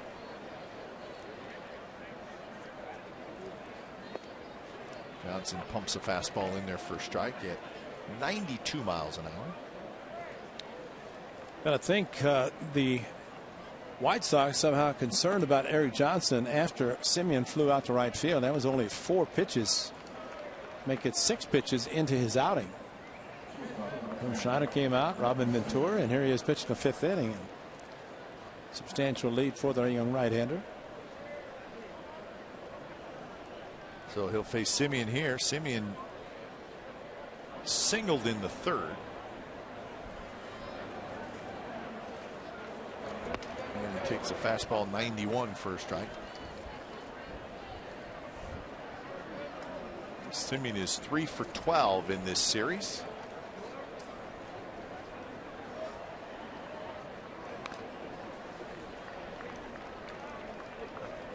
Mentioned earlier, Johnson is a fast worker.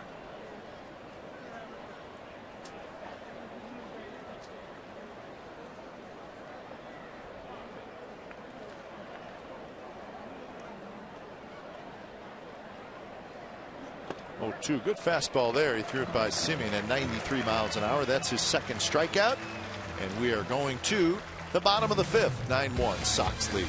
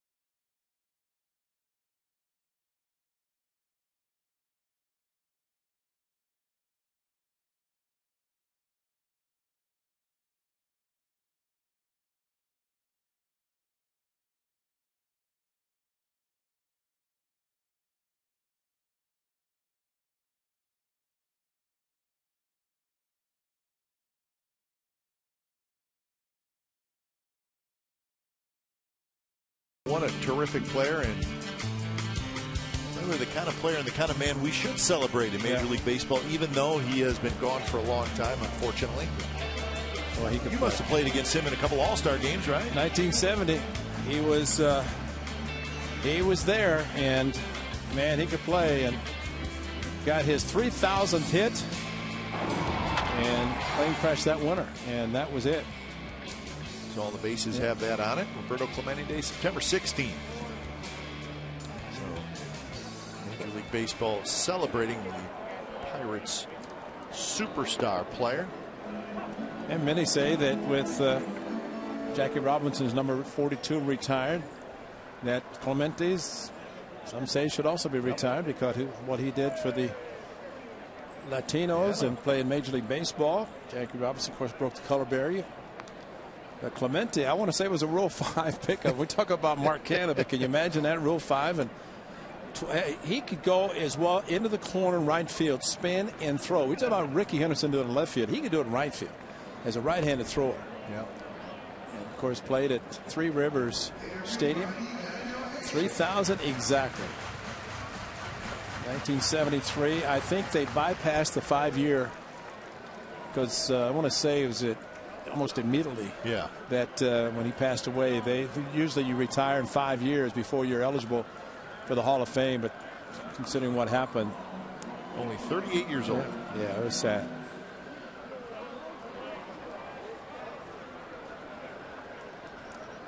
Three and one to Saladino with Dan Otero on the mound. This one's hit on the right field line. Zielinski a long run, and he dives. He cannot quite get it.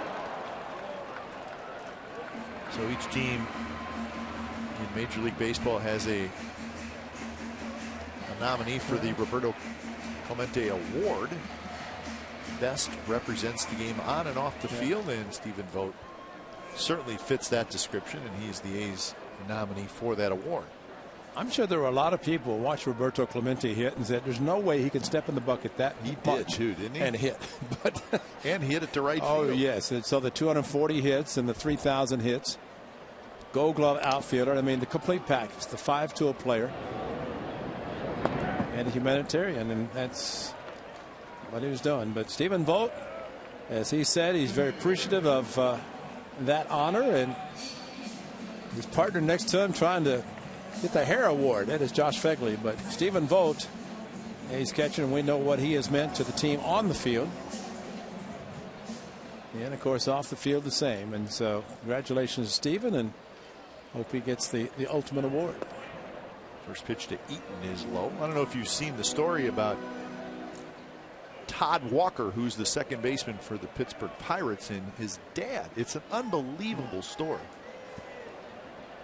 I believe it's Tom Walker. That one is lined to left, and Canada gets there and makes the catch. I believe it's Tom Walker. He was a right-handed pitcher in the major leagues for a while with the Pirates. He had played in winter baseball with Roberto Clemente, and when Roberto said we need to bring these supplies to Nicaragua, he helped load the plane, did Tom Walker. And again, I'm pretty sure his first name is Tom. And he said, I want to go. And Roberto Clemente said, no. No, you stay here. It's New Year's Eve. Celebrate with your family. He said, I really want to go. And Roberto said, no, don't go. And we know what happened. Well, exactly. Yeah. Tom Walker settles in. At that time, he doesn't have any children. He settles in Pittsburgh, gets married, has 4 kids. One of them's Todd Walker, who's the second baseman for the Pirates. So how do you think Todd Walker feels about Roberto Clemente? If it wasn't for Roberto Clemente, he wouldn't be here. Right.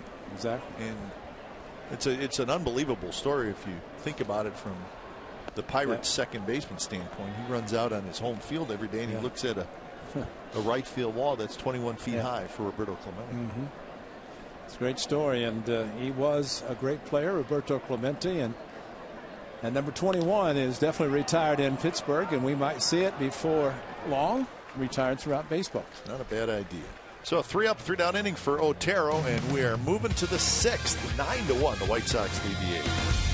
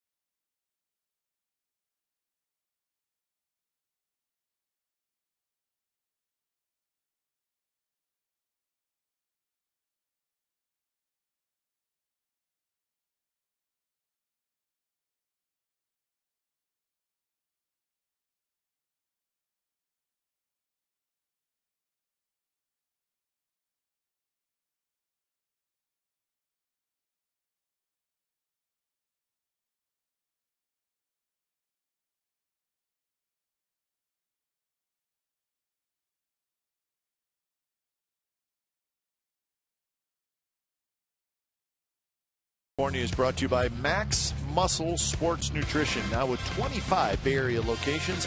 Come visit our newest stores in Pleasanton and Gilroy.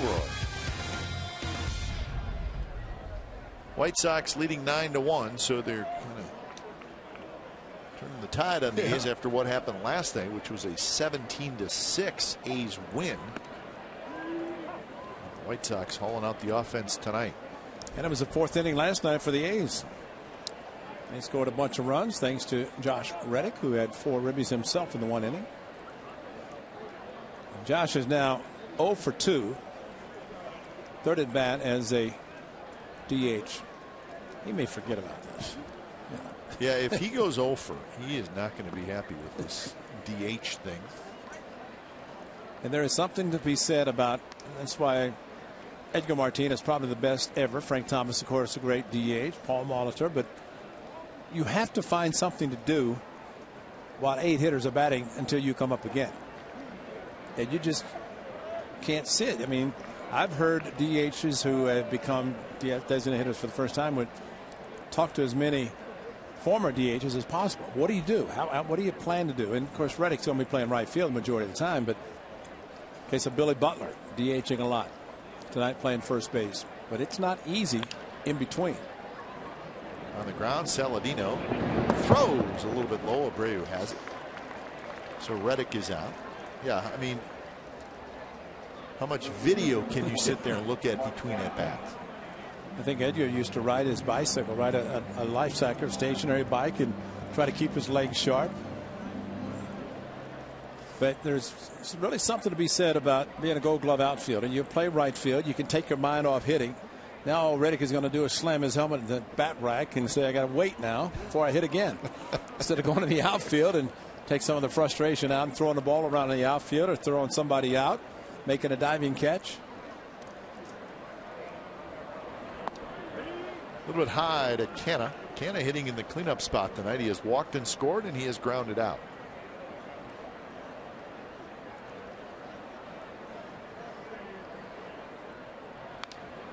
And a high fastball, and Canna fouls it back. Just 3 hits so far for the A's, trying to get something going against Eric Johnson. They've had a couple of opportunities, but not a lot.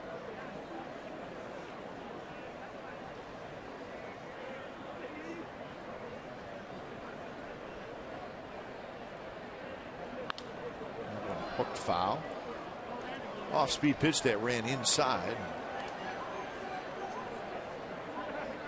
I bet those gentlemen up in that suite never thought they'd hit a foul ball tonight, or an opportunity. It hit the top of that suite and then bounced back out. That's a long ways.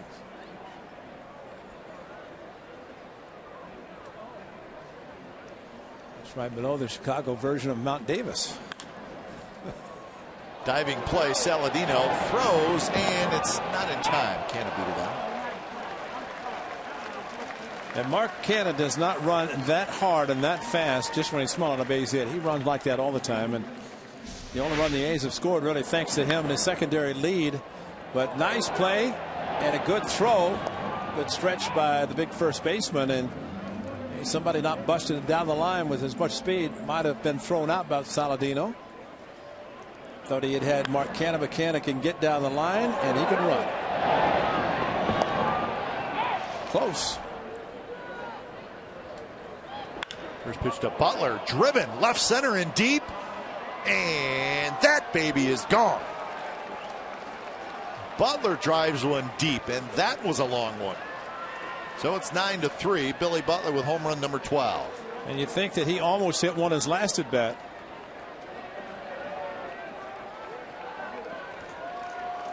So not bad for him. The 6th, the 9th, and now the 16th home runs for Billy Butler in this month of September. Did not hit one in August, and that ball was crushed. Jumped on a first pitch fastball, and see, that's what happens when you play first base. That's right. He's been DHing. He's pulling the ball now. He's got some extra strength. I think he knew it was gone. And then after he hit it, jogged to first, then started running a little bit faster. So in that same direction, 3 home runs have been hit tonight.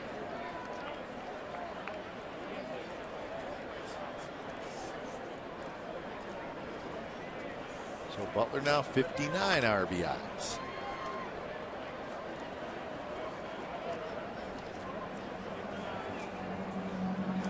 So 418 feet is the estimated distance on the Butler home run.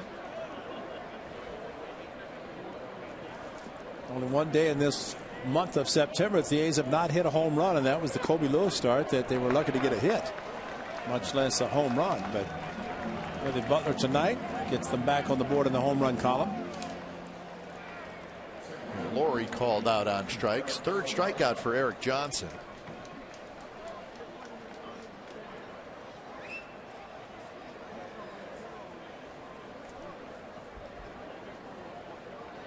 Johnson now sitting at 103 pitches.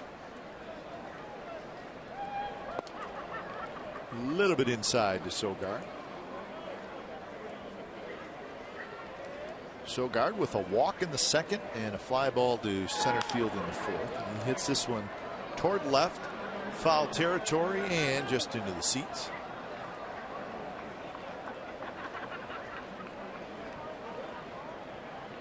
First two games in this series, we've had crowds of 12,000, and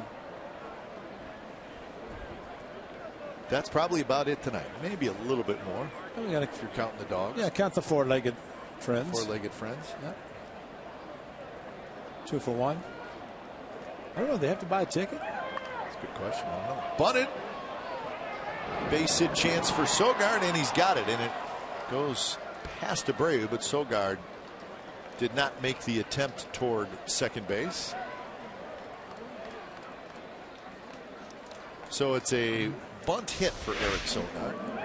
And third baseman back, that is textbook there. Good play by the third baseman, Oak, but a little bit offline, down the line. But Eric Sogard, they talk about drag bunts where you try to drag it past the pitcher to the second baseman and beat it out. And then the push bunt, and push this perfectly. Great execution by Eric Sogard. Great technique. First pitch to Smolinski, down and away.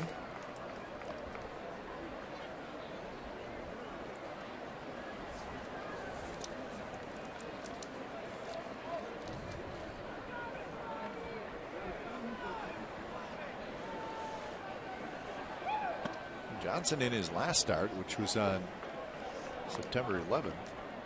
He threw 113 pitches in 5 innings. He walked 5. Tonight, 5 2/3. He's at 108.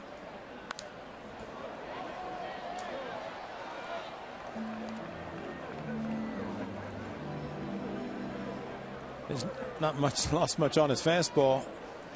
Throwing over the 100 pitches. Onto the right-hander. The A's have not seen him so far. I've seen everybody else, including a couple of position players, but not him. Maybe being saved for tonight. High to left field. Melky Cabrera's back. He's near the wall, and he makes the catch right in front of the wall. So Smolinski just a bit short, but the A's get 2 on Butler's home run. 2-run shot, his 12th of the year. It's now 9-3 as we go to the bottom of the 6th.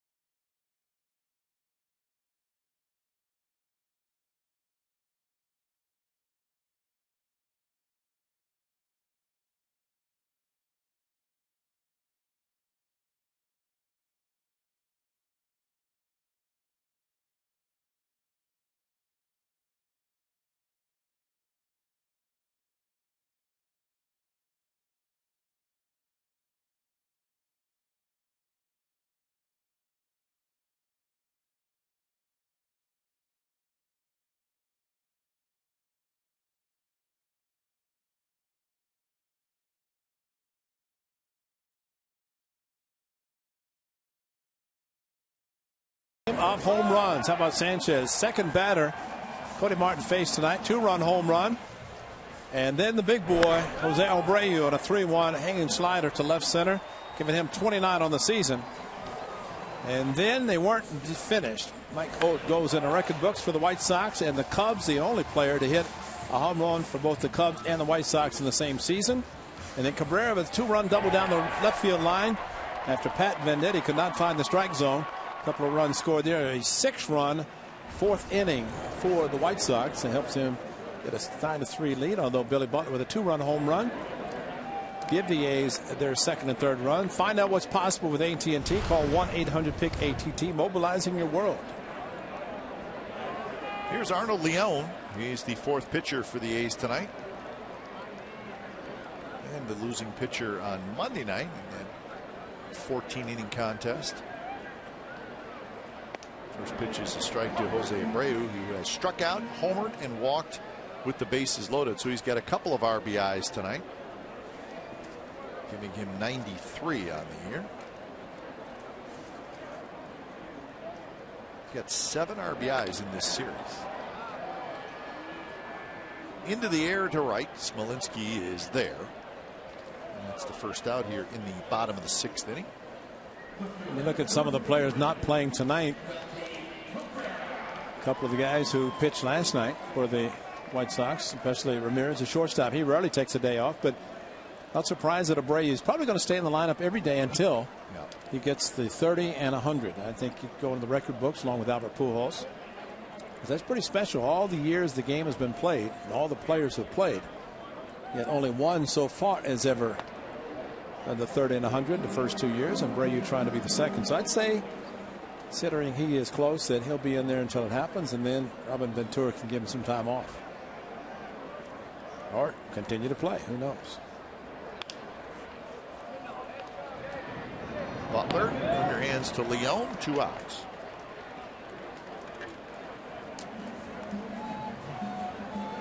Last year, Billy Butler filled in when Eric Hosmer went on the table list, and Butler talked about that. That, you know, pretty interesting. The Royals kind of took off when he started playing first base, and they did. Actually, maybe just coincidental, but Billy Butler feels that he can play some first base.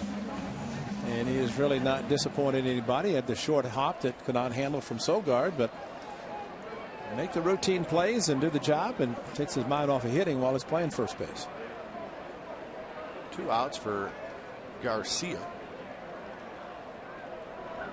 Well, you were with the Indians when they were not good in the month of September, and you were playing every day. But did you say, hey, I want to stay in there? I'll finish the season. Sure. Right? I mean, I've been catching for 5 months. That's right. It's double headers. Heck, why not? Just keep playing. More action for Smolinski. He's got to hustle back on this one, and he makes the catch. Side retired. So Leone with a 3-up, 3-down inning, and we're moving to the 7th. 9-3 Sox lead.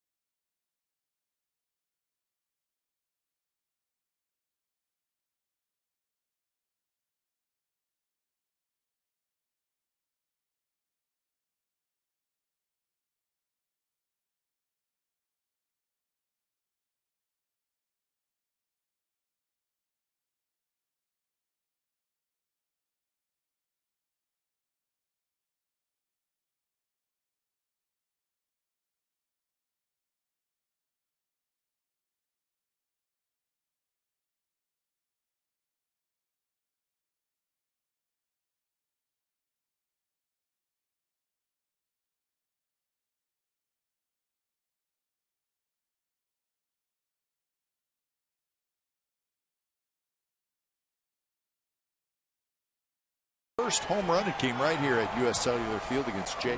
Happ. White Sox won that game 3-2. So Marcus Semien, we're so used to seeing him now in the green and gold, but that was 2013. And now he's a big part of the Yankees' future. He doubled his number too, from 5 to 10. Why not? So when it's time for change, think Speedy Oil Change and Tune-Up, your oil change, tune-up, and repair experts, as Frankie Montas comes in. Just his 4th appearance this year. So he takes over for Eric Johnson, who goes 6 innings. Okay, who was it you were talking to that said every one of the White Sox relief pitchers throws 100? It was Brett Lord. And guess what? This kid throws it too. 97, 98. They got 13 pitchers in their bullpen. Yeah. 6 hits, 3 runs, 3 walks, 3 strikeouts, and 110 pitches for Johnson. So he's in line for a win, but the A's still have some time.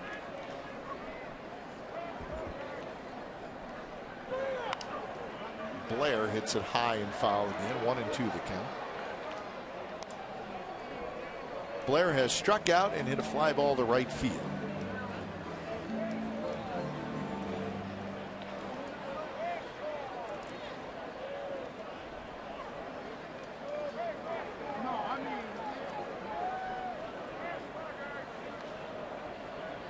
There's the high fastball at 99 miles an hour. Show off. I'm telling you. Can you imagine Aroldis Chapman every time he pitches, they look at the board at triple digits? Almost every pitch he throws over 100. And he throws that. That's that was nasty. So Blair strikes out for the 2nd time. Trying to catch up to the fastball, because if he throws this nasty curve here, I mean, this is right over the top at about 88. It's called NC. And really not much of a chance. UF, unfair.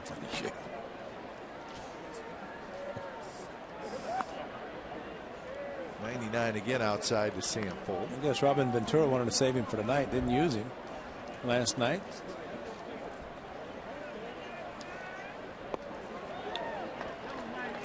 You know what we were talking about last night, Cap, about how rare and surprising it is that in the month of September you would actually use not 1 but 2 position players to pitch in a game. Don Cooper kind of indicated the same thing. But the one thing about the White Sox, they did not bring up as many pitchers. And he said last night was reason and cause right there that if you bring up enough pitchers in September that you have your bullpen. But I remember we were flying in, you get the notes and all that, and look at the number of pitchers. They don't have that many as far as what other clubs are doing as far as bringing up, helping the bullpen, etc. Well, then, you know, whether you like a position player pitching or not, as you go into tonight's game and you look back at what happened on Monday night, extra innings, they probably did the right thing last night. Exactly. Now you got a couple fresh arms. But I didn't think much about that, but you know, he kind of indicated that was rare. He said not seen it, but it was just that they did not bring up a lot of guys to pitch out of the bullpen, and you saw that note, only 8 starting pitchers used, fewest, or not fewest but close to being the fewest. Ramirez though showed that he could pitch. Shortstop, Good velocity. He hit 90 a couple times.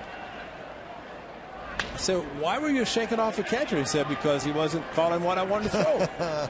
And he said I can pitch anytime. Smile on the face, dirt on the uniform, and Milwaukee messed that one up. Could have been an out. Ooh. 100 miles an hour. How about that? 1902 was the last time.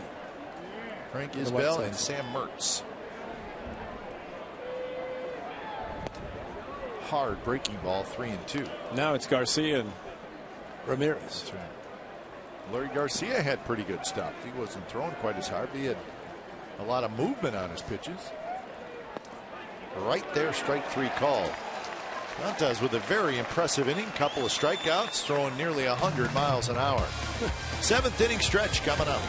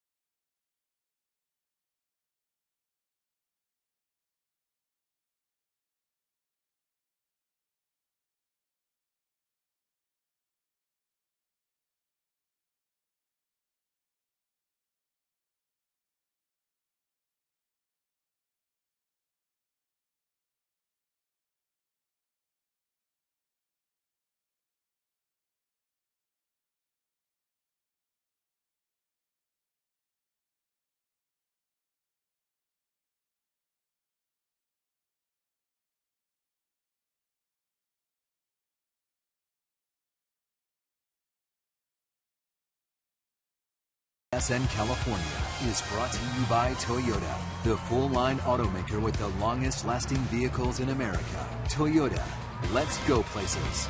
And by Xfinity, home of the most live sports.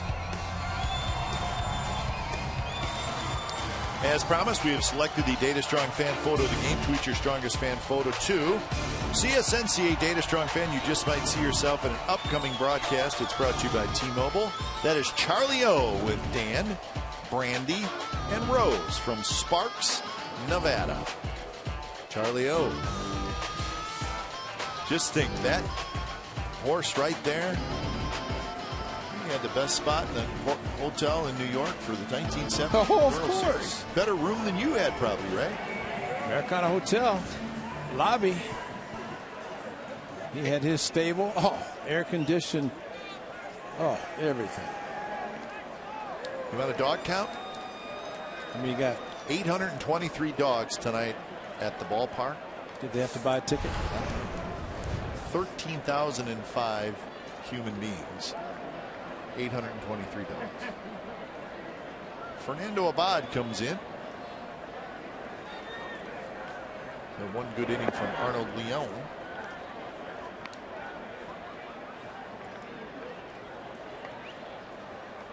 So Abad takes over here in the bottom of the 7th inning. Dan Otero won 2 shutout innings. Leon 1 perfect inning. Facing J.B. Shuck.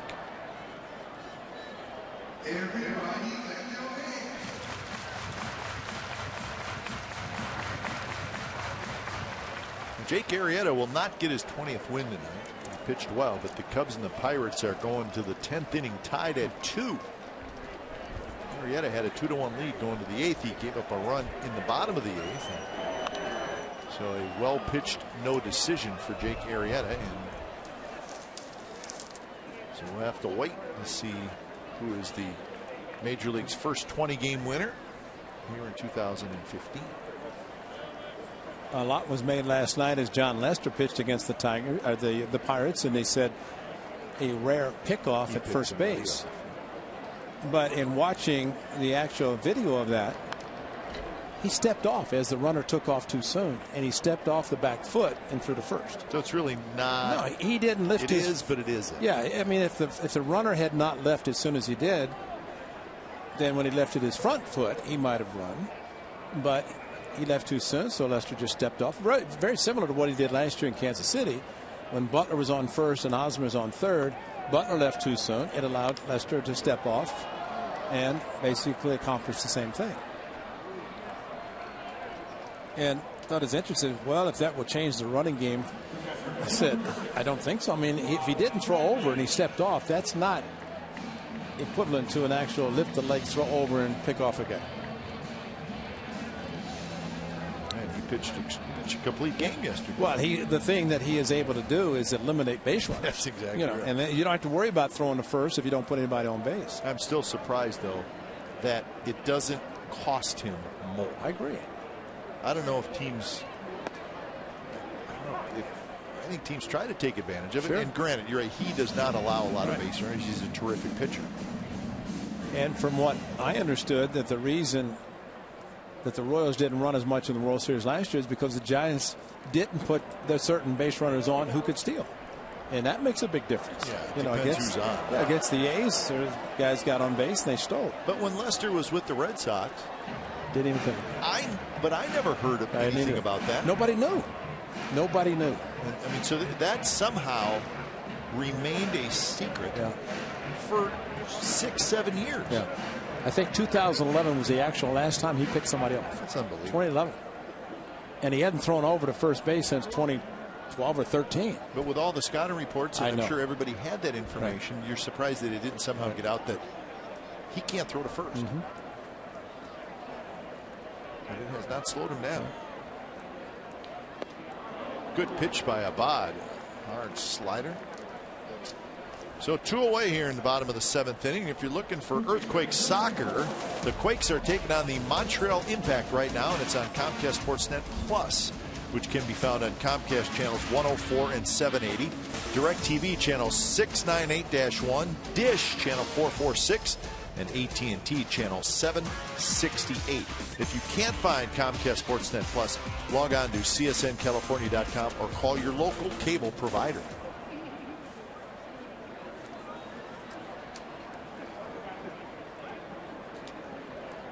Mike Olt with a long home run tonight. He was back in the 4th inning. That was the 6th running. Smolinski near the seats, and he's going to make the catch. Side retired.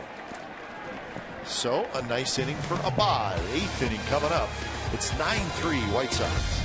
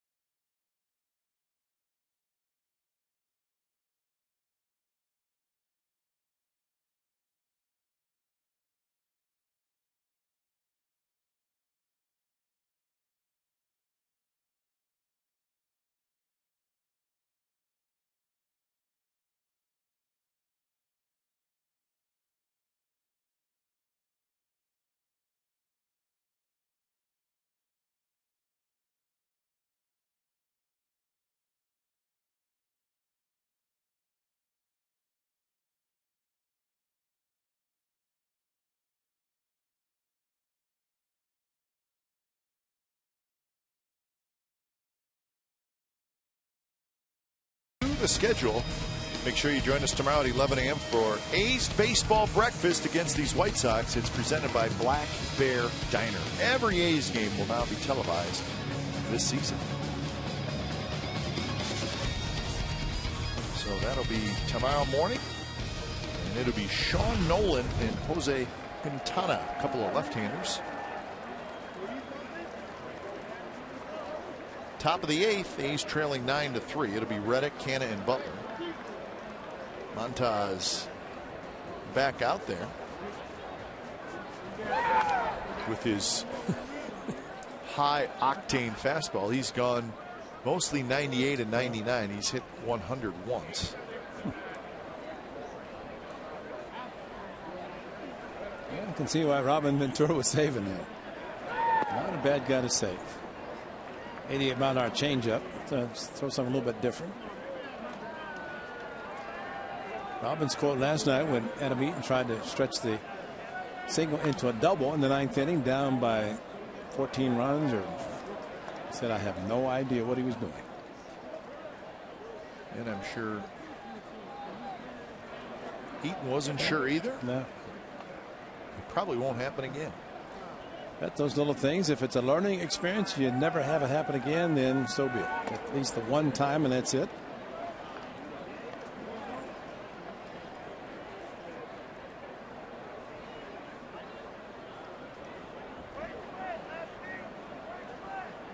To Reddick. Nasty pitch there, and Reddick is able to hold up. So 3-2. Reddick is 0 for 3 tonight as the designated hitter. What a hold up on this curveball, the one that Blair swung and missed, and Simeon took for strike 3 last inning. Pretty impressive. Hit hard, and it's just foul.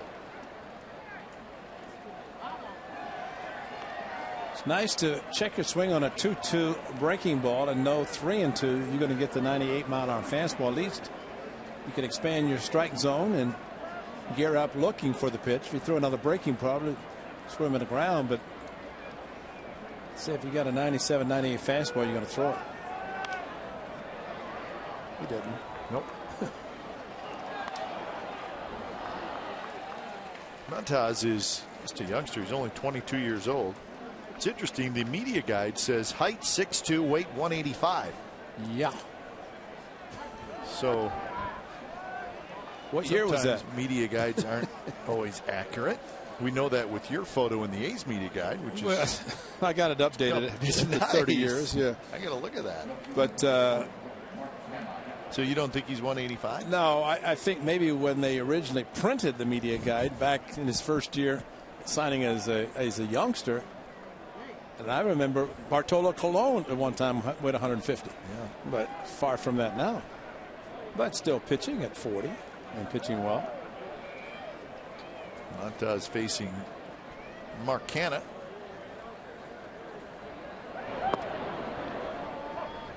Montaz is from the Dominican Republic.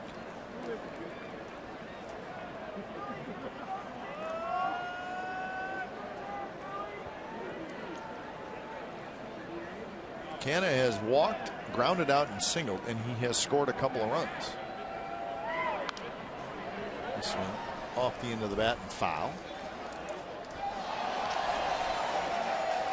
They are in the bottom of the 8th inning in Arlington. It's the Rangers 14 and the Astros 3. You say they play tomorrow night or tomorrow? Actually, they play tomorrow night. Wow. Final game of that 4-game series. So obviously Houston, Dallas close to each other, but still it'll be a late arrival for the Astros getting back home. Now, I haven't looked at the schedule, but you were saying the Angels will play in Minnesota tomorrow? Yeah. 4-game series? Yeah, Angels have a 4-game series in Minnesota Thursday, Friday, Saturday, Sunday, and then at Houston Monday, Tuesday, Wednesday. But the Angels are playing in Seattle tonight. Yeah, that's true. So you have a 2-hour time change. You're looking at about 6 a.m. arrival for a pretty big series. And just triple check that. Yeah, that's. Shouldn't be right. So if that's the case, then they're playing tonight in Seattle. At Minnesota on the 17th. Wow. And they just started in Seattle. And that's to go east. Yeah, so you're losing Minnesota. You're losing 2 hours. 2 hours. You're looking at 3.5, 4 hour flight. And by the time they get out of Seattle, it's probably looking at a 6 a.m. local time. That is not right.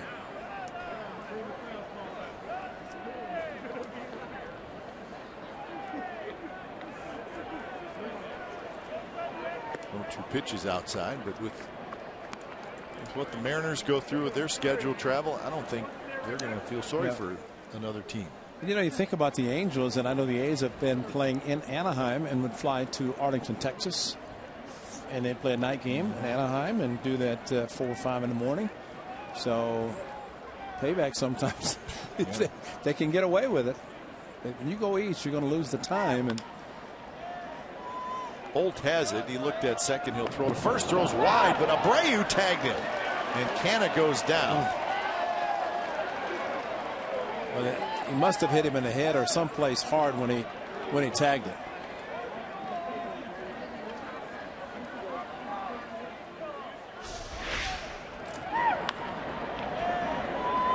And Abreu making the tag. Question where he got him, but man, he hit him hard.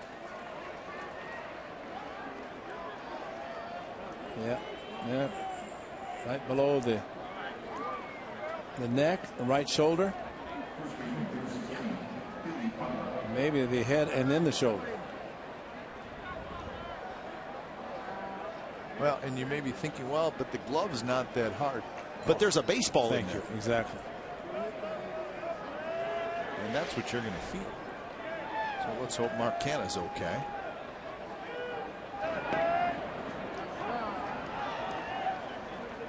So Billy Butler steps in. He had a 2-run homer in the 6th inning.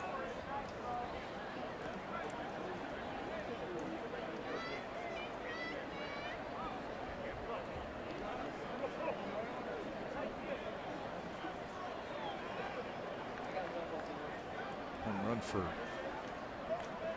Butler was his 12th of the year. Reddick at second with 1 out.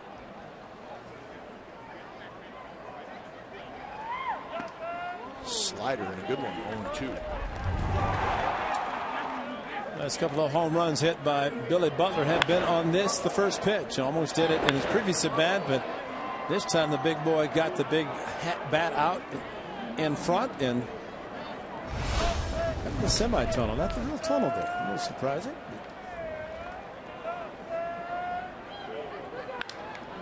Driven towards center. Shuck gets back. He's got it. Reddick the tag. And Reddick will get to third with 2 outs.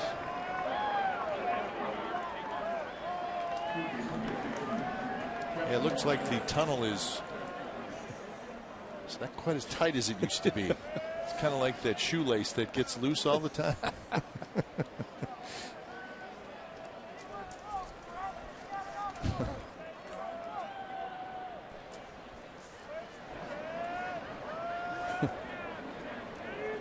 So an RBI chance for Laurie. He had a sacrifice fly in the 2nd, knocking in his 58th run.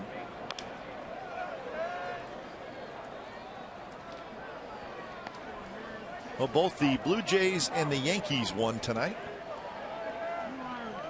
So Toronto's lead in the AL East remains at 3 over New York. Jays will stay in Atlanta, play one more game.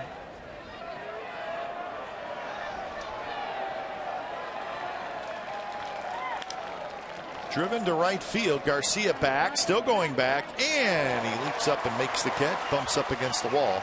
Side retired. So Reddick is stranded at third. Bottom of the 8th coming up. It's the White Sox 9 and the A's 3.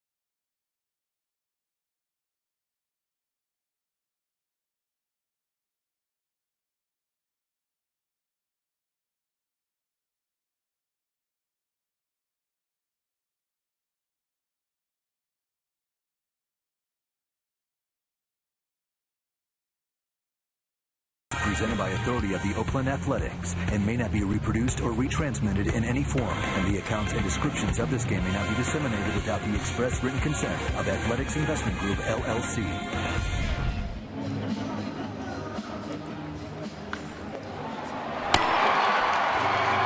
Game summary brought to you by your local Toyota dealers. 3-6-0 for the A's. 9-8-0 for the White Sox. It was a 6-run fourth inning, the difference in the game. Cody Martin, the starter for the A's, went just 3 innings. Billy Butler, his third home run in the last 11 games. Eric Johnson, the Bay Area native, grew up in the South Bay, went to Cal. Let's get a chance to get a win. And Mike Olt hit a 2-run homer. That was part of that big fourth inning. So when it's time for change, think Speedy Oil Change and Tune-Up, your oil change, tune-up, and repair experts, as R.J. Alvarez comes in. So Alvarez will face Saladino, Eaton, and Sanchez. I think a big thing for R.J. Alvarez, Ray, is I think he just needs some confidence. He has not pitched well, and he almost has the look now of a young guy who's pitching without confidence. And he's got good stuff. He's got very good fastball and really just kind of down it like that. Throw strikes, and yeah, that kind of a fastball velocity wise, which he has. Corners are inconsequential. Why even throw? Just fastball down the middle and try to hit it. And I think Montos was doing that with his 98 mile-an-hour fastball. Line drive, and Laurie grabs it, 1 out. So what you're saying is, some guys need to try to paint the corner. Yeah. Alvarez is not one of those He's guys. not one of them. No, as hard as he throws, that's the last thing that should be on his mind. And I think if you're able to get ahead, that solves a lot of problems. And you get ahead by challenging guys with a good fastball. And if he did not throw as hard as he does, then yeah, maybe go more to the corners. But I think sometimes a catcher too can just say, here it is, middle of the plate, throw it there. There's a good one. 95 miles an hour, and he's that 3/4 delivery, and that adds a little movement. It's been Martin, Venditti, Otero, Leon, Abad, and now Alvarez. Venditti was not good, but the other guys have been. And that was strange for Venditti. Probably think been getting loose to come into the game in the ninth. In fact, 11 consecutive White Sox hitters have been retired.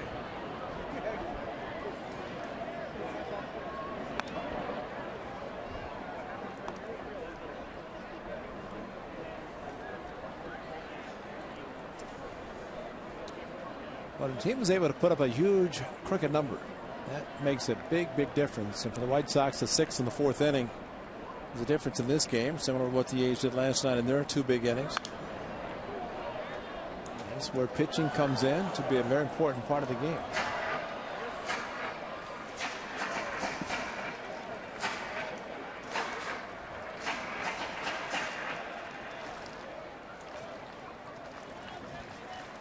So 2-2 the count.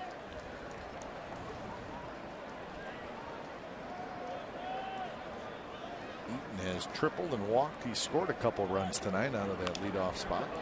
Foul ball left side. Crowd tonight a little over 13,000. White Sox 13,000 real great. 13,838, right? People and dogs. Yes. Got to count them all now. These dogs might have had to buy a ticket. I'm saying no.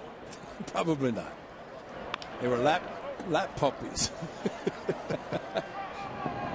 And they're calling fair ball. Eaton is still standing in the batter's box.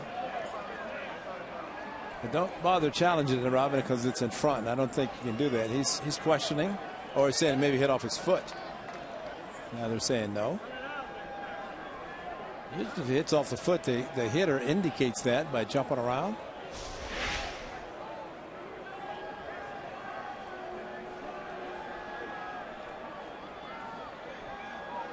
He's kind of acting like it, but we'll see.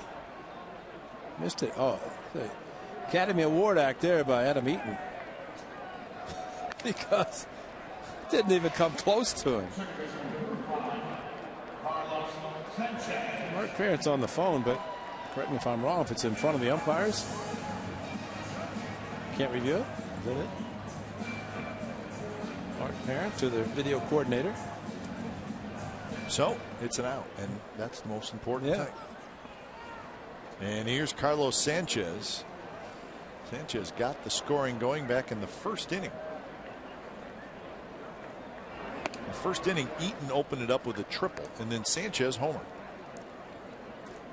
He's also grounded out, walked, and hit a fly ball to left field. Switch hitting second baseman.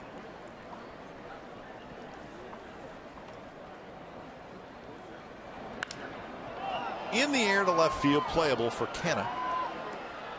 The wind taking it a little bit. Canha's got it, side retired. So another good inning by the bullpen. RJ Alvarez goes 3 up, 2 down. Last shot for the A's, trailing 9-3.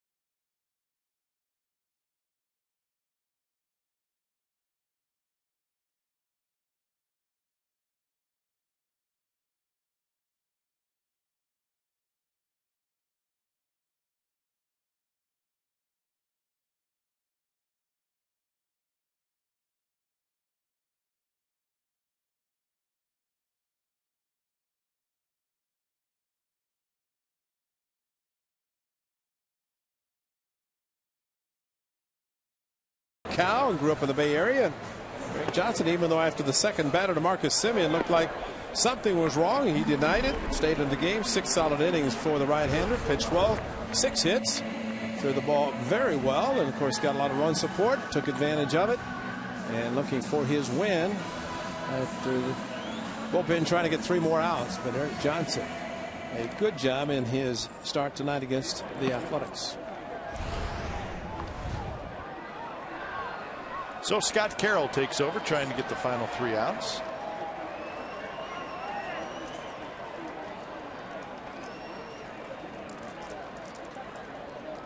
So that's a final, Ray. The Rangers beat the Astros 14-3. When it's all said and done, Texas hit 5 home runs, a couple by Prince Fielder, who's had a huge series. Fielder had 3 hits, 2 homers, 5 RBIs, and 3 runs scored tonight.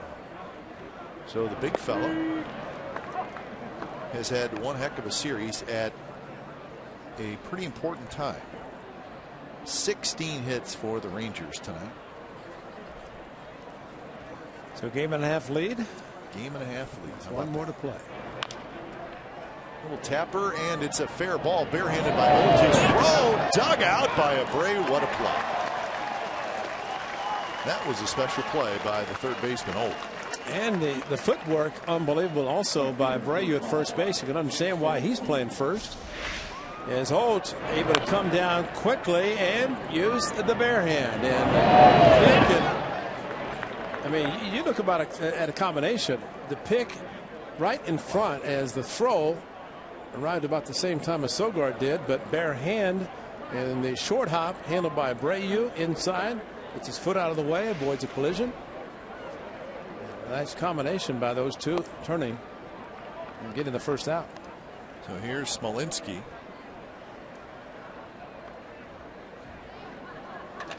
Amazing. Olds hit a home run. He's doing everything defensively now. that was a heck of a play.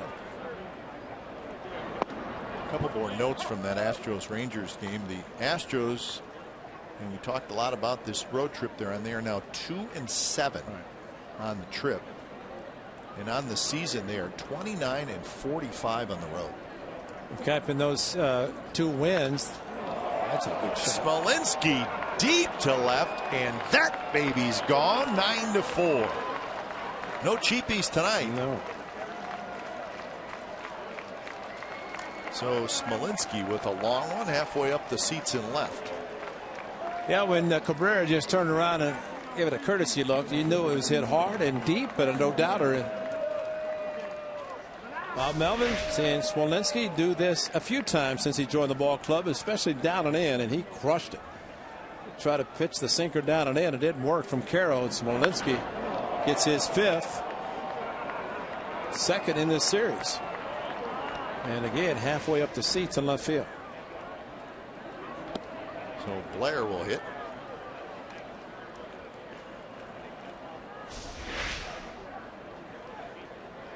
See the tunnel, it's a loose shoestring now, Ray. It's almost, it's really not even, I don't even know if it's a shoestring anymore. Disappointed. Yeah. See, if Hawk was here, he'd be saying shoestring tunnel. No.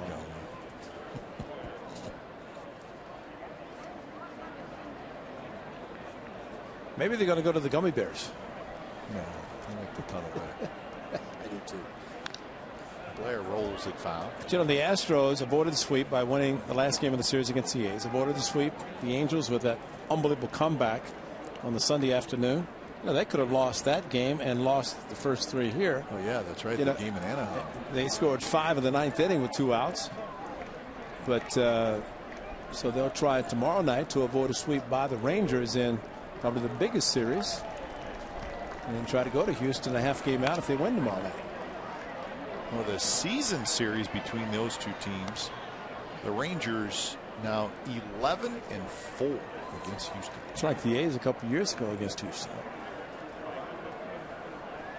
So the Astros have to be a little shook up. Yeah. I mean, I'm not saying that they won't straighten it out, but the road trip has really got them, and they've seen first place go by. Twins are losing right now 2-1 in the 7th.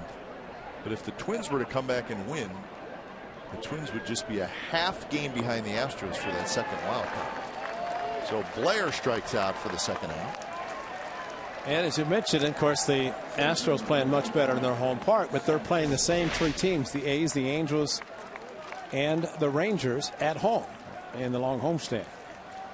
Good off-speed pitch from Carroll, getting a strikeout. Blair. So Astros have to hope their home record and their home play is going to be much better than what it was against the same 3 teams, and just complete a road trip as of tomorrow night. First pitch to Sam Fuld is outside. It's going to have to be at this point. Sam Fuld has singled, lined out, walked, and popped out. So 1 for 3 out of the leadoff spot. Low 2-0.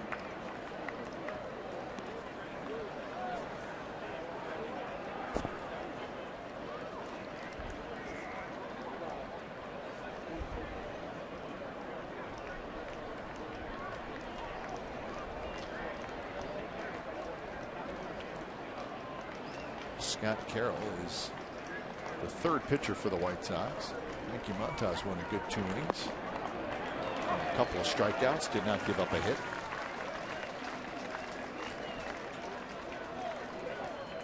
Butler and Smolinski home runs tonight for the A's, but they're still trailing 9-4.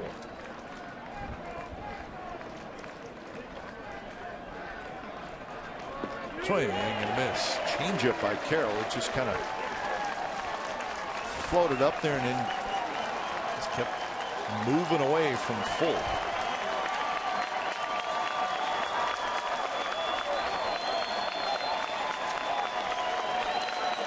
2-2 delivery, and Sam checks his swing.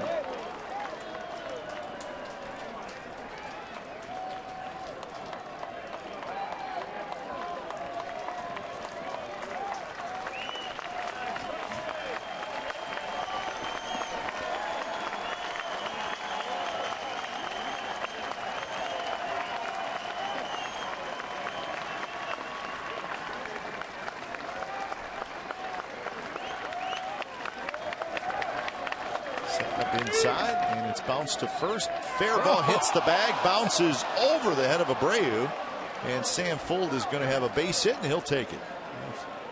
Abreu was right there. He was ready to make the play, and it hit the bag. The bag is very hard, and it popped right over his head.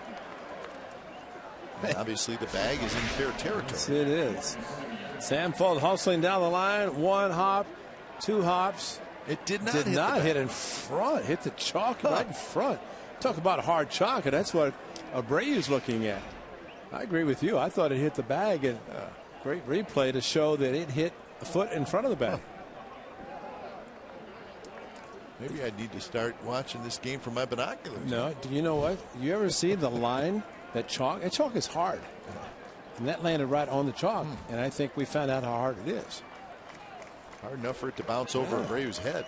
So Semien gets another at bat. He's 1 for 4 tonight. And that one is just a bit high. See, you're 1 for 4. You look forward to another bat, try to finish 2 for 5. So 250 to 400 in the night's batting average. Plus, trying to do something against his former team. Sinker is low. 2-0. Carroll has a lot of movement on his pitches. He scored 5 runs with 2 outs on a ball hit the chalk. Went over the head of Abreu. What a ball game. Resulted in a 5-run inning for the Athletics. And there's that hard sinker. Semien has hit a fly ball to right. He has singled, and then his last 2 at bats he has struck out. I bet the Angels thought 5 runs in the 9th inning with 2 outs would never occur last Sunday.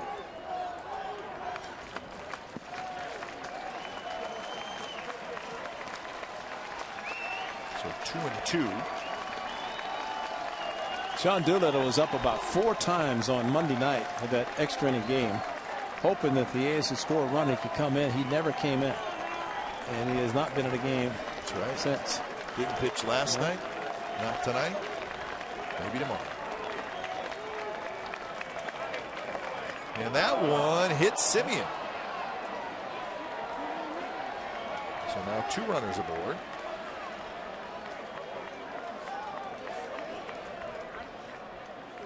So Carroll has given up a homer, a single, and a hit batter. Well, the ball just kept sinking in and off the left thigh. Marcus Semien takes one. So he keeps the inning going. Now they're starting to look at a bullpen. Who's getting loose? Don Cooper on the phone. Remember the A's on Monday night. It's Cooper going out now. Putnam. Robertson pitched the 9th on Monday and gave up 4 runs in the strangest innings you'll ever see.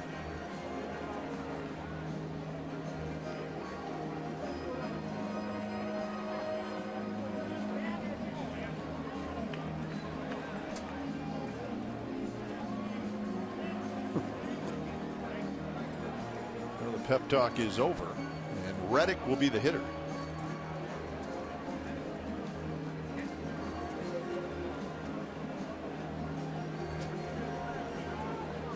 All right, the Twins have tied the Tigers in the bottom of the 7th and still batting. Those Twins just will not go away. That is amazing. And I think what's amazing is about one player, Torrey Hunter. Yeah. Going back to Minneapolis this year, going back to place where it all started for him. Got to be something to it. That's right. Leadership and clubhouse on the field. Of course, the Hall of Fame manager, Paul Molitor. A lot of good things happening in the Twin Cities. And now the name Ron Gardenhire has popped up as a possible replacement for a manager in the offseason, should there be one available. And Speculation is that there will be at least one, a couple, if not more. Did you get the feeling that he'll be in a dugout next year? Oh, absolutely, yeah. Hit hard, and this time Abreu is able to handle the hop, steps on the bag, and game 3 of this series is over here in Chicago. And the White Sox use 3 home runs, and they use 1 big inning, and that big inning was the 4th, and they now have a 2-1 lead in this series. Game took 2 hours and 55 minutes, and it was played in front of 13,005. Final score: the White Sox 9 and the Athletics 4. You've been watching A's Baseball on CSN California, part of the NBC Sports Group. Don't go away. A's postgame